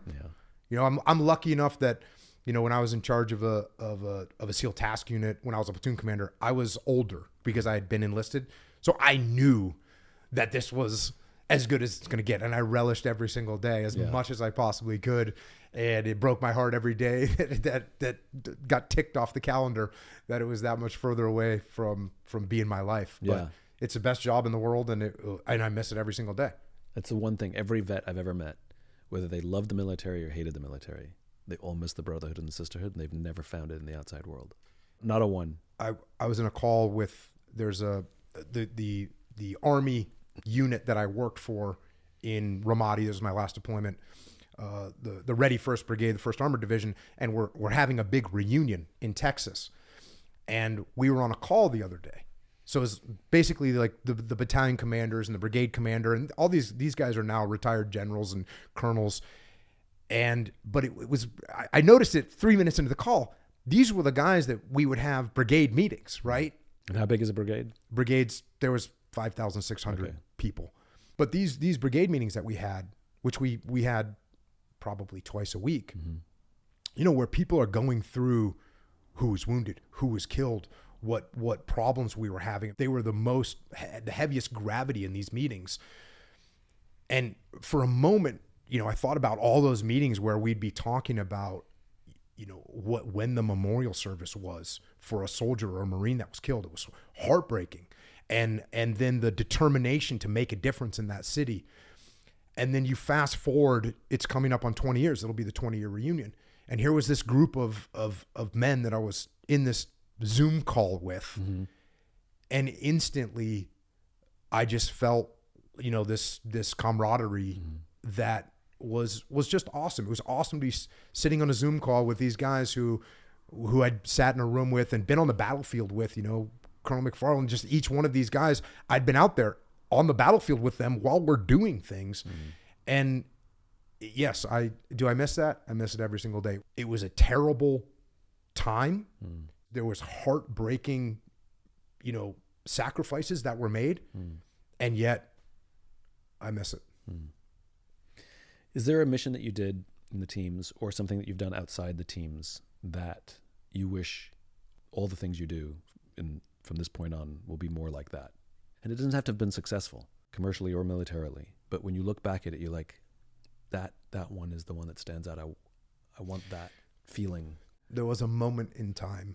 I was in Task Unit Commander. This is 2006. We did a 6-month deployment. We're probably 5 months into deployment. And, you know, we had taken casualties. We lost guys. It was a very difficult deployment. And towards the end of that deployment, I forget even what the mission was, but we were patrolling through the street and we were leaving somewhere. I was out there as a ground force commander, so I'm the senior guy in charge, but it's nothing big is happening. And I remember, you know, running back and I'm holding a corner. And as I'm holding a corner, I'm kind of watching the guys. And they were so good and so squared away. And it just looked beautiful. And just to see this group of guys that were so honed and so good and it's so focused. And I remember watching, just thinking to myself, this is it. This is the high point of my life right here, being a part of this crew. But you've had good teams, you've had good missions, you've sat back and watched the thing work as you're describing. What was it about this patrol that stands out from all the other patrols where it worked as well? It was a combination of the fact that because in that particular moment, everything was going fine. So I wasn't looking for that leadership vacuum. I was detached. I was able to just be almost an observer. So there's a perfect alignment of events that you could take that. Yeah, that, just that beat, was that watching beat. and just getting to see, and you know, whatever the actual tactical terrain was, set me up in a spot where I could see and I could watch and I could say, "Dang," I wasn't worried about anything, and I just was watching, going, "Yeah, this is as good as it gets." That's great. Give me an early, specific, happy childhood memory, specific that I can relive with you. I got one for you. Okay. And I was playing soccer. This is specific. Yep, this is specific. I was playing soccer, and my dad was coaching the game. Somebody kicked a ball, and it hit me in the face, and my nose started bleeding. And so there's blood going everywhere. And my dad just left me in the game, like no factor, keep playing. And I just remember thinking, all right, that's how we roll. And what was it about that of all the memories you had in your normal childhood, what was it about that memory that makes you smile and want to tell me now? I think it was a little foreshadowing of just, you know, hey, I'm going to keep going. Yeah. And that's what we're going to do. We're going to keep going regardless of what happens. So you do realize those two stories you told me are exactly the same story, right? Except in the combat story, you were your dad, which is you just trusted that if they were in aching or if they weren't, whatever was going on, Yeah, they're going to keep going. that they had the wherewithal to just keep going for the team. Mm-hmm. Your dad sat on the sideline and just said, all right, whatever, look at this beautiful teamwork. Keep going. And for that brief second in that mission, that you were your dad. Interesting. Yeah. That you had built your team. In this case, your dad had built up you and the rest of the team, because it was also the team, not just you, that he didn't need to pull you out. He could just sit back and trust that the work that he had done was working. It's the exact same story. Interesting. I think what it captures is the joy of leadership, the joy of parenting, the joy of all of these things, that a good leader works tirelessly on the individuals and the relationships and making it all work. But at some point, you know it works not because the numbers show that it works, because the numbers can lie, but you get that weird sit back moment and just smile to yourself. You know, those moments of it, all the sacrifices, all the stress was worth it. And that's why we do it, for those unexpected glimmers. You don't know when they're going. You had no idea that in the middle of a frickin' war zone that would be the moment that you'd find out. Your dad had no idea that it was when his kid got hit in the face with a ball that was the moment. He'd be like, it's all working. You know, people work so hard for the dopamine hit to know that they found something or achieved something. And good leaders work for the serotonin and the oxytocin hit. That's what that is. That's pride. And much harder to get than a dopamine hit. A lot more work than a dopamine hit. Dopamine hits are freaking easy. Yeah. You know, write a goal. You got one in your pocket. Figure out a plan. You know, there you go. Dopamine. And we've built all these incentive structures around dopamine hits, which is the problem. But the reality is we need more incentive structures around serotonin hits, which are really hard and requires so much damage. You know, I started my career in the ad business, and you were always a god and a hero to most of us, including me. And so it is a thrill and an honor personally to meet you and have you join me on our little podcast. Well, it's fun. I'm kind of old and over the hill, so I hope I have something that can contribute to your audience. You have lived a life and have a perspective on a world that I hate to say may be a bygone era. The work that you have done, and I think it's worth sharing just some of the more iconic stuff. You were a creative director back at Chiat Day back in the day, and are responsible. You're part of the twosome that created the iconic 1984 ad for Apple, which, correct me if I'm wrong, was the first ever big budget Super Bowl ad, right? Yeah, that we did. And it was a very special moment. This whole idea of democratizing technology was the impetus of the 1984 commercial to launch the Macintosh for Apple. But it also kind of dramatically changed the Super Bowl, because that theater that we created, that kind of unique, nobody had seen a commercial quite like that before on the Super Bowl, gave permission to every creative guy in the world to say, I want to do a Super Bowl commercial. Yeah. And every client believing that if they did a brave, interesting Super Bowl commercial with that huge audience, it would be worth the millions of dollars they'd have to pay for it. So it was a moment in time. Of course, in my career, it was like amazing in terms of, I mean, we knew we were doing a good commercial. We were working with Ridley Scott. He had just done Blade Runner and introducing a product that nobody had ever seen before. So it's not like you're just introducing another soda pop. Is it true? Is it true the commercial only ever ran on television just that once? It wasn't intended to only run once, only now that's the legend, that we were so daring and so brave that we ran it one time. And the reality was Steve Jobs was a very brave guy, and he wanted to do an amazing, different, shake the world up commercial. And he believed when we finished that we succeeded, and we showed it at a sales meeting in Hawaii in 1983 and got standing ovation. But then the board of directors got cold feet. They decided, we're going to spend millions of dollars on a commercial that doesn't show the product, doesn't explain what the product does, and we're going to spend all these millions of dollars. So the board said, sell all the time. We're not running the commercial. And Steve and I kind of wink and a nod. We sold a lot of time off, but we had this one spot left. And I don't know, they were going to give us 50 cents on the dollar or something. And Steve says, fuck it, let's run it. And we ran the commercial, and the rest is history. But, they think that's part of the legend that we were so courageous as to only run it one time. But it is an amazing thing that, I was old enough to see it when it ran. And I think even a lot of people who may not even been born yet know that ad, that 1984 ad that introduced the Macintosh.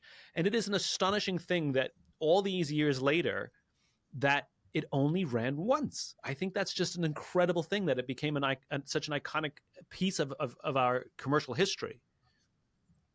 It's pretty amazing. I mean, every year there's a different media every year wants to do a story about it and tell the story of the commercial. And I don't know if that's where young people kind of dial in and realize it. Of course, kids that are coming into the advertising business probably hear about it, but it seems to have a life of its own. Yeah. So I'm so curious. Again, you get a phone call from Apple, from Steve or whoever the CMO was at the time, that says, we want to do a commercial to introduce our new computer called the Macintosh. We're moving away from the Apple I and the Apple II. It's going to be an entirely new platform. Like, I'm so curious how that first meeting, what happened in that first meeting. Well, we were working for Apple for a couple of years. We did Apple II advertising, and we're Steve's agency.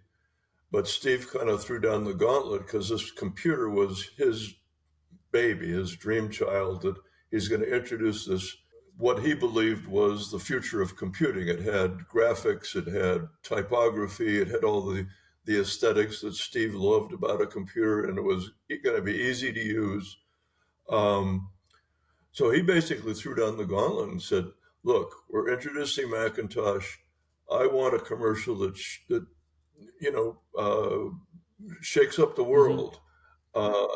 We also did a lot of other advertising launching Macintosh. There were individual kind of, not tutorial, but demonstrations of how it worked. Because it was something entirely new. We were used to typing in commands into a computer, and this was the first computer that was really graphic user interface, mouse, clicking, dragging. It revolutionized what we know as computing today. Yeah, and he basically, like I said, we did commercials that showed how it worked and that were charming and wonderful, but they weren't this 1984 thing. And then we did a magazine inserts that were like 20 pages that introduced and explained how Macintosh worked. So 1984 wasn't the only commercial. It was just the bravest and the most unique one. It was the anthemic one that introduced the piece. So the reason I say you sort of had a front row seat to what is probably a bygone era was this time of, where Jobs is still a larger than life personality even after his death.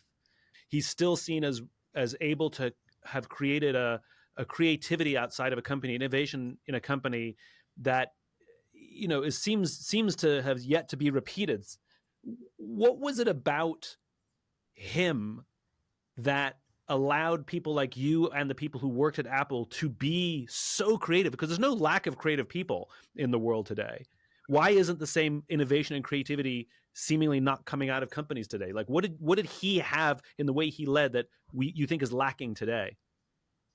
Well, he, as far as I'm concerned, he's maybe the only true genius that I ever worked with. I mean, he was virtually able to see two horizons further than anyone else, and knew where he wanted to go and what he was trying to accomplish. And his expectations of people were so high. I mean, you might have heard stories that he was very hard on people, very tough on people. A lot of people threw up their arms and said, fuck it, I'm not going to do this, because he was so demanding.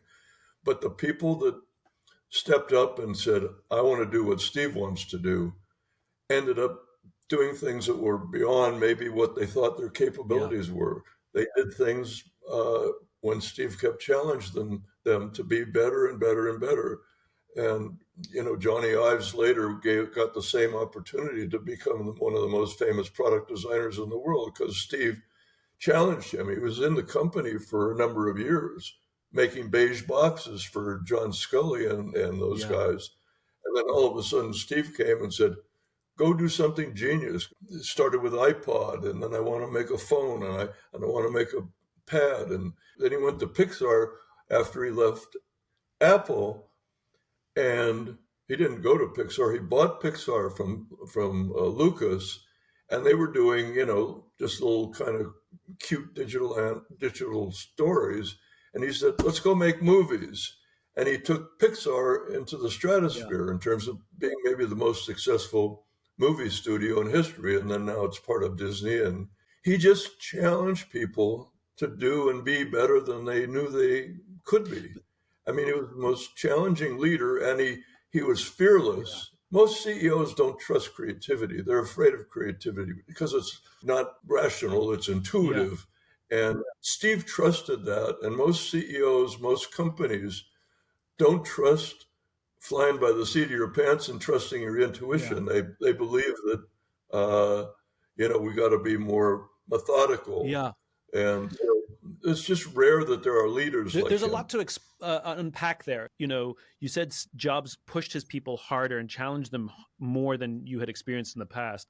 And the problem is when people read books about Jobs or they hear you speak, a young aspiring CEO might come out and start being really hard on their people and pushing them and saying, well, I'm just like Steve Jobs. I'm pushing my people to do more. But it doesn't make them good leaders. So there has to be more to it than simply putting pressure on people to outperform.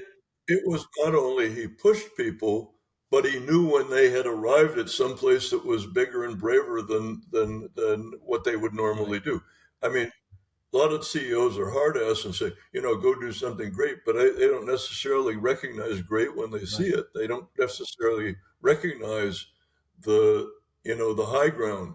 Like I said, Steve, could see two horizons further. So he'd know when you're nailing what he was looking for. And you sometimes didn't even know if this is exactly what Steve's looking for, but you put the bravest, most courageous stuff you could on the table. And sometimes he'd reject it because he didn't see what he was looking for. And sometimes he'd say, that's it. I love it. And most leaders, they can be demanding, but they don't necessarily know if they've accomplished what they've asked their people to do. Interesting. The other thing you said was that he trusted creativity, and you say that a lot of modern leaders don't trust creativity because it's too much trust your gut. It seems to me that you can trust creativity so long as you have vision, right? But you have to know what the distant horizon looks like, and perhaps one of the reasons that too many leaders don't trust creativity, aside from the fact that they're probably too accountant-minded, left-brain oriented, numbers-driven, which is a different way of thinking. So putting that aside, well, so often it's the management of companies that rise to the top and become the CEO and become the executive vice presidents, as opposed to the developers, the thinkers, the creative people in the company are usually a department as opposed to the leader. Steve was the leader, and he was the most creative guy in the company. Apple is credited so much of changing the way computing works, but had it not been for their ability to message Steve's vision, arguably it would just be a small little company for hobbyists, even if it was a better product. So I think Jobs gets a huge amount of the credit for the world that we live in today, but I think you deserve at least a good portion of that credit, because without his ability to translate his ideas into advertising and marketing so that the world understood his vision, it would just be the ramblings of a crazy man. So you translated genius so the rest of us could understand it, and you did it for years. What was really interesting is he loved advertising too. He loved marketing messages. he could recite Polaroid commercials by Garner and Hartley. He could recite Sony Walkman commercials. I mean, he understood marketing as a tool, but he loved the creativity of that too. Yeah. And you know, the idea of introducing the computer that led the way. I mean, this is the thing that ultimately pushed it over the top. And you were saying I have a lot of credit. I deserve some credit for that. And sometimes it's funny. We're sitting around in a restaurant and everybody's looking at their phones, and I said, "That's my fault." The fact that I introduced the world to this stuff, and now it's changed everyone's lives, not necessarily always in a good way. What was it that David Ogilvy said? He said something to the effect of the quickest way to ruin a bad company or a bad product is with good advertising. And so, to some degree, which is, the quickest way to destroy society with addictive technology is with good advertising. Okay, Lee, I won't give you too much credit then. But I mean, truly, the anthem ad, these iconic companies with these iconic CEOs, they produced anthems, advertising anthems that were like visual manifestos for the rest of us to understand what the company stood for, what the company's vision was, what the company's beliefs were, what their values were. And it wasn't there to sell any product per se. And it seems like the anthem ad, making these bold statements of vision or purpose, seem to have completely fallen by the wayside. And most marketing and advertising these days seems to be much more product driven. Why did that happen? Why are companies not spending money to make bold statements about simply their beliefs and their vision? Well, I think the big change is this mediascape that's changed so dramatically. So everything now lives on your phone. Everything lives on the internet. And yes, people watch TV and maybe they come to the Super Bowl and watch some commercials. But the idea of there being a platform to put beautiful manifestos out there is kind of gone. I love doing anthems. The Think Different commercial that we did is still one of my favorites, and I love that part of advertising when the tools were television was the push it out there, and then you use other means to explain. Now television has kind of lost its luster, particularly in companies that believe that the internet is some new magic marketing tool and the old ways don't work anymore and the new ways are using algorithms and popping up in your Instagram and telling you might want to buy this carpet or this this trip to Tahiti or whatever. True, that media landscape has definitely changed. We now live in a technology world where it is impossible to skip an ad, where whether it's on our streaming services or a website, you're forced to watch an ad before you can get to the content. In fact, I joke that how bad a product is when there's literally a timer next on top of your product, i.e. the piece of advertising that tells you when it's going to be over, right? I mean, but if we're forced to consume advertising, and whether it's on television, on our streaming services, or on a phone, why not put a manifesto and force us to watch your manifesto? Tell us what you believe. Are companies do leaders lack the boldness to make these declarative statements? Is that what it is? Well, I keep believing that the next generation of really creative media artists are going to find a way to do exactly what you're saying. How can we put something out there in these new mediascape that's as beautiful and bold and interesting as the historic manifestos or storytelling of the past? And one of the worries is, lots of ads pop up and I can't escape them. But most of them are pretty ignorable, even though they pop up and I can't escape them. But having the courage to do something that so grabs you that you want to actually pay attention to this commercial that just interrupted you. I mean, advertising has always been an interruption to what you're trying to do, whether you're trying to read a magazine, whether you're trying to watch television back in the day. An ad was always an interruption. just like they interrupt you now on the internet. But what we discovered back in the day was if you do something smart enough and creative enough and interesting enough, people will pay attention. And I think the same thing is a little bit true on the internet. If you put some content out there that's so kind of special and amazing and interesting that people want to share it and say, did you see this? And you get comments and all that kind of stuff. I think it can happen and can be the front runner to then other messages from a brand. But it's got to be so captivating and interesting that people actually look at it and say, that's so cool. I got to send it to all my friends, or I got to repost it, or I got to, it's got to be that good. But I think lots of companies still are living in the world of products. So we just show our product and say we got a discount today if you buy it.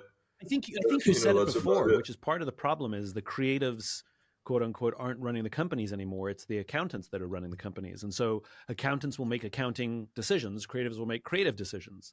That entrepreneurial sort of creative mindset has largely been replaced by sort of like an ROI or pressure from investors mindset. So just to change tack slightly here, how did you come up with the Energizer Bunny? That's a very cool story, actually. I should, for those, I mean, I don't know if anybody knows what we're talking about, but for many, many years, the Energizer commercial was this bunny that just kept going and going and going, and I think that's what the tagline was. It just keeps going and going, and this little pink bunny with a bass drum that it would beat would just go, and you would produce spoof commercials, and then all of a sudden, an Energizer Bunny would go across the screen. Yep, still going. How did you come up with that concept? It was so genius of its time. It was very interesting.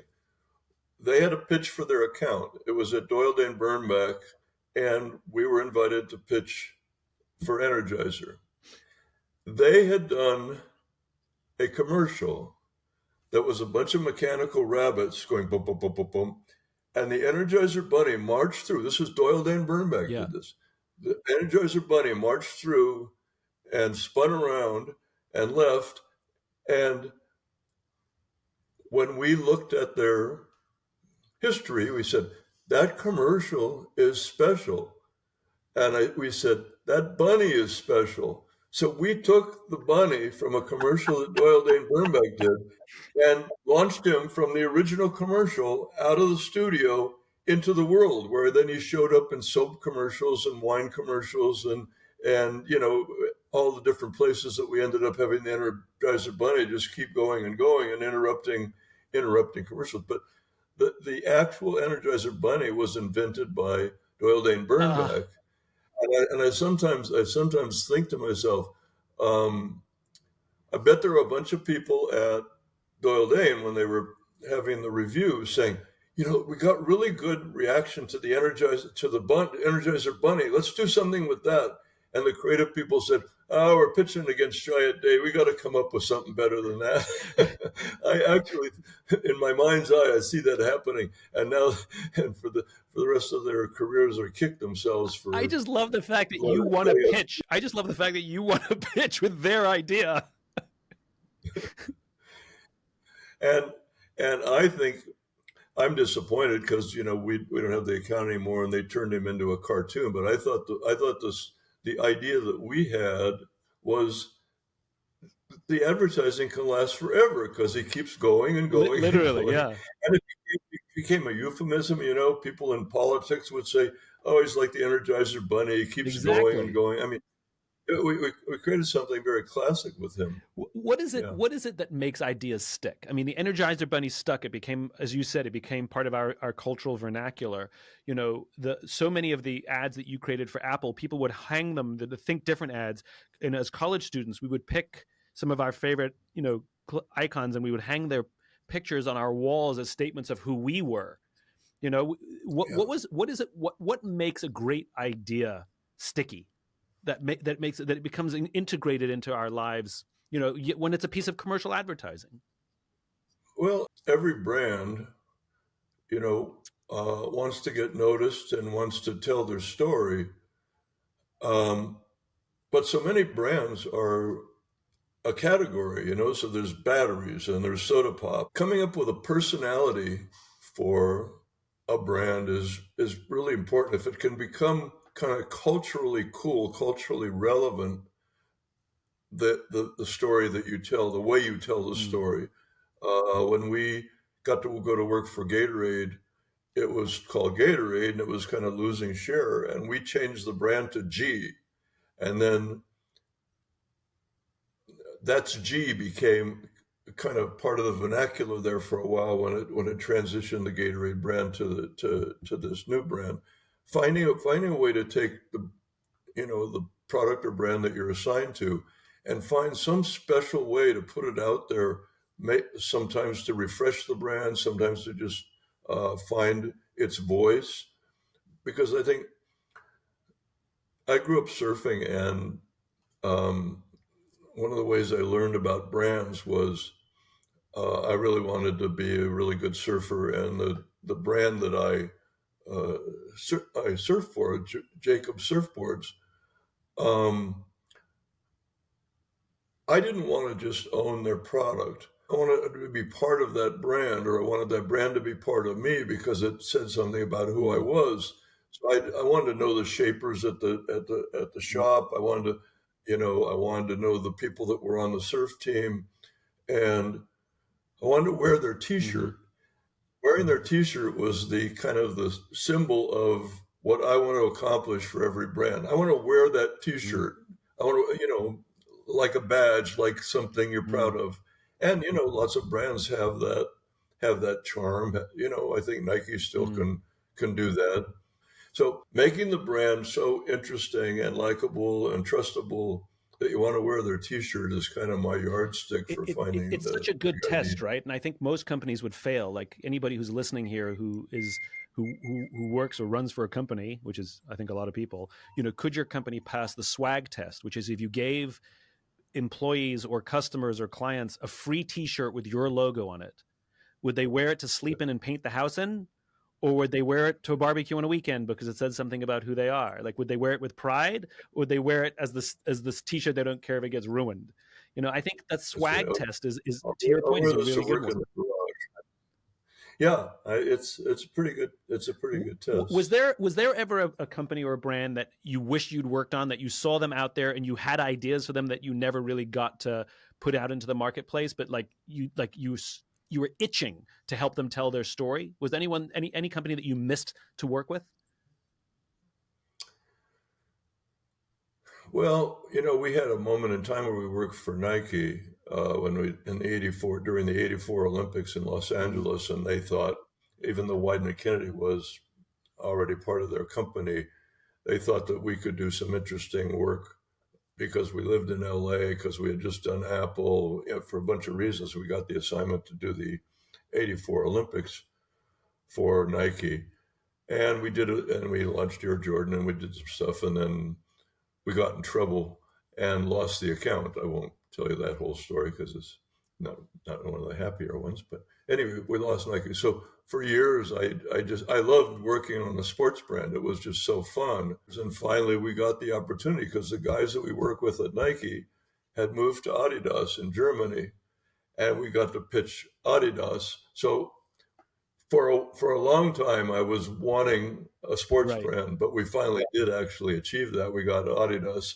and did Impossible is Nothing and enjoyed that. I'm going to ask what happened and why you got in trouble.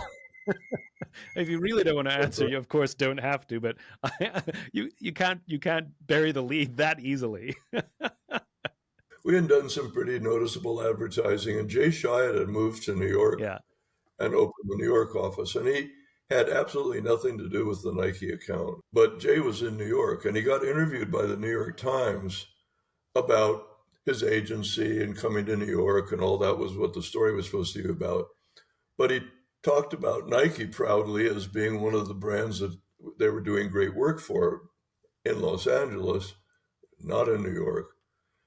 But the people that wrote the story decided to take the Nike's conversation and make it the headline of the Sunday New York Times magazine, saying, "How Chiat Day saved Nike." Oh no!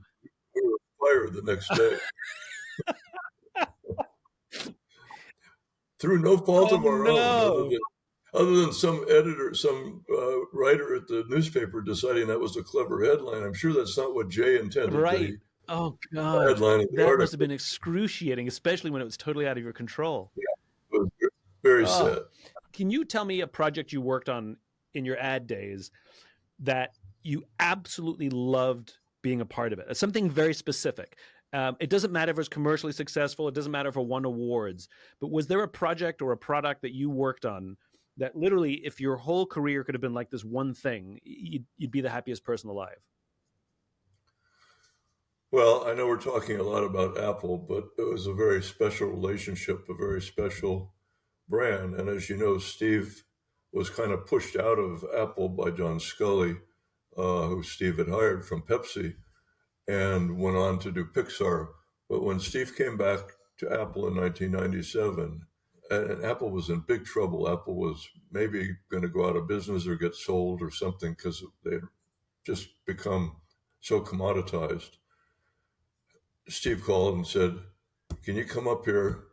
I'm going to." Emilio just resigned, who was the CEO at the time, and he was going to take over as interim CEO. And he wanted me to come up and help. And, you know, classic Steve, he introduced products that changed everybody's mind or changed everybody's lives. But when he came back, he didn't have any products. He had a design department that only was making beige boxes. So we had to do a commercial. We had to do something to put Apple back on the map, particularly still had a lot of fans. And so when we did the Think Different commercial, Steve wanted to see what we would do, and we showed him this idea for a film that celebrated imaginative, creative people. Here's to the crazy ones. Here's to the crazy ones. That's probably the biggest moment in time in my career to have introduced Think Different with the crazy ones. Steve told me, by the way, that the Think Different t-shirt that he handed out to the company was part of him turning the company around, changing the whole trajectory of Apple with Think Different on people's back on their t-shirt. So that's by far the most amazing moment in time for me. What specifically was it about that campaign? I mean, here you are, the originator of the Super Bowl ad. You brought multiple brands to life in ways that few people have ever done. What was it about this one campaign, this Think Different campaign, that is so special to you? Well, first of all, the importance of it. I mean, Steve said, we're on life support. We don't know if we're going to make it. So we got to have something that puts us back on the map, puts us back in the minds and hearts of the people who still care about the brand. Even the software developers were stopping writing software for Apple because they just decided Apple was going to go away. So first it was the importance of it, but then it was, can we find or recapture the soul of what Steve's Apple was supposed to be?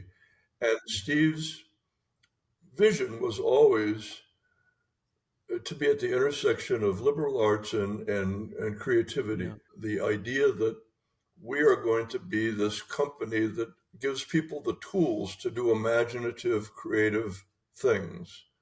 And finding that kind of soul of the brand, that we make tools for people who want to change the world, who are the crazy ones, the daring ones, the ones that are brave enough to want to change the world. And Steve ended up being the ultimate crazy one in terms of changing the world. Look at you. What I love about this anthem is it is often quoted and often attributed to Jobs, but what most people don't realize is it is from advertising. It is yours and Steve's lines, right? I'm actually going to read it off my phone here, and it's attributed to Jobs, even in this reading it. But I'm going to read it because it's so magical. Here's to the crazy ones, the misfits, the rebels, the troublemakers, the round pegs in the square holes, the ones who see things differently. They're not fond of rules. You can quote them, disagree with them, glorify or vilify them, but the only thing you can't do is ignore them. because they change things. They push the human race forward. And while some may see them as the crazy ones, we see genius. Because the ones who are crazy enough to think that they can change the world are the ones who do. I mean, Lee, you and Steve wrote those. Well, here's how that got written. We introduced the people who are crazy enough to think they can change the world are the ones who do. We make tools for those kinds of people. We put that on the table, and then we had to go build the commercial that went with it, all those words that you just read. But we looked at a number of different things. We looked at Robert Frost's poem, The Path Less Traveled, and we tried a thing with Seal, the song Seal, ought to be a little bit crazy, before we ended up writing the words. We must have done 10 versions of the words, because every time we'd sit with Steve, he'd say, I like that, I don't like that, push this, push that. So Steve was very much a collaborator in creating those words. He didn't write them himself, but he pushed them around until we got to the ones you just read. And it was a wonderful process looking back on it, the fact that we're that immersed in the idea of saving the company. And Steve met with us. He met with us every week on advertising till he passed away. Wow. I mean, he loved advertising. No CEOs in any of these other giant companies meet with the advertising people every week. That's a department, the advertising department does that. Steve met with us every week, and he wanted me sitting there every week. It was an amazing. But there was a process. time when the CEOs and the creative directors of ad agencies advised the CEOs of corporate America, of entire companies. And slowly but surely, as you said, those relationships went cold, and the ad men no longer had access to the CEOs. Then they were put to the CMOs, and then put down to some brand manager. And that's where we live today, where the ad agencies do not have direct access to the CEOs anymore. They don't advise on the vision anymore. What happened that an industry managed to sort of lose its own importance? That's very rare. I mean, Dan Wyden might have had that kind of relationship with Phil Knight in terms of the trust that he had. They had CEO to advertising guy, but like I said, most companies are run by managers who rise to the top, and they believe advertising is a department. Once a year, maybe they have a review of advertising to see how the advertising is going. This is an important point that you're making here. Phil Knight, who founded Nike, had a relationship with Dan Wyden, who ran his agency. Steve Jobs, who's revolutionized computing, had a weekly meeting and a direct relationship with you, who was writing his advertising. These companies that we revere, these CEOs that we revere for their creativity, the secret sauce behind is they kept their creative people nearby. Yeah, very rare. You can't name too many of them. I don't think you can name any of them today. But it's very special. And then another weird way of looking at keeping the creative idea of the brand top of mind. I look at Ralph Lauren. He started selling ties in Grand Central Station or something like that. But he nurtured and guided that brand with all of his aesthetics, all of his vision, all of his ideas. So that brand is totally Ralph Lauren. From the cars he drives to the clothes he makes to the stores he builds, everything a brand does is an ad. Yeah. So if you open a store, everybody thought Steve was going to fall totally on his face when he opened stores. But he didn't like how his product and what he made was being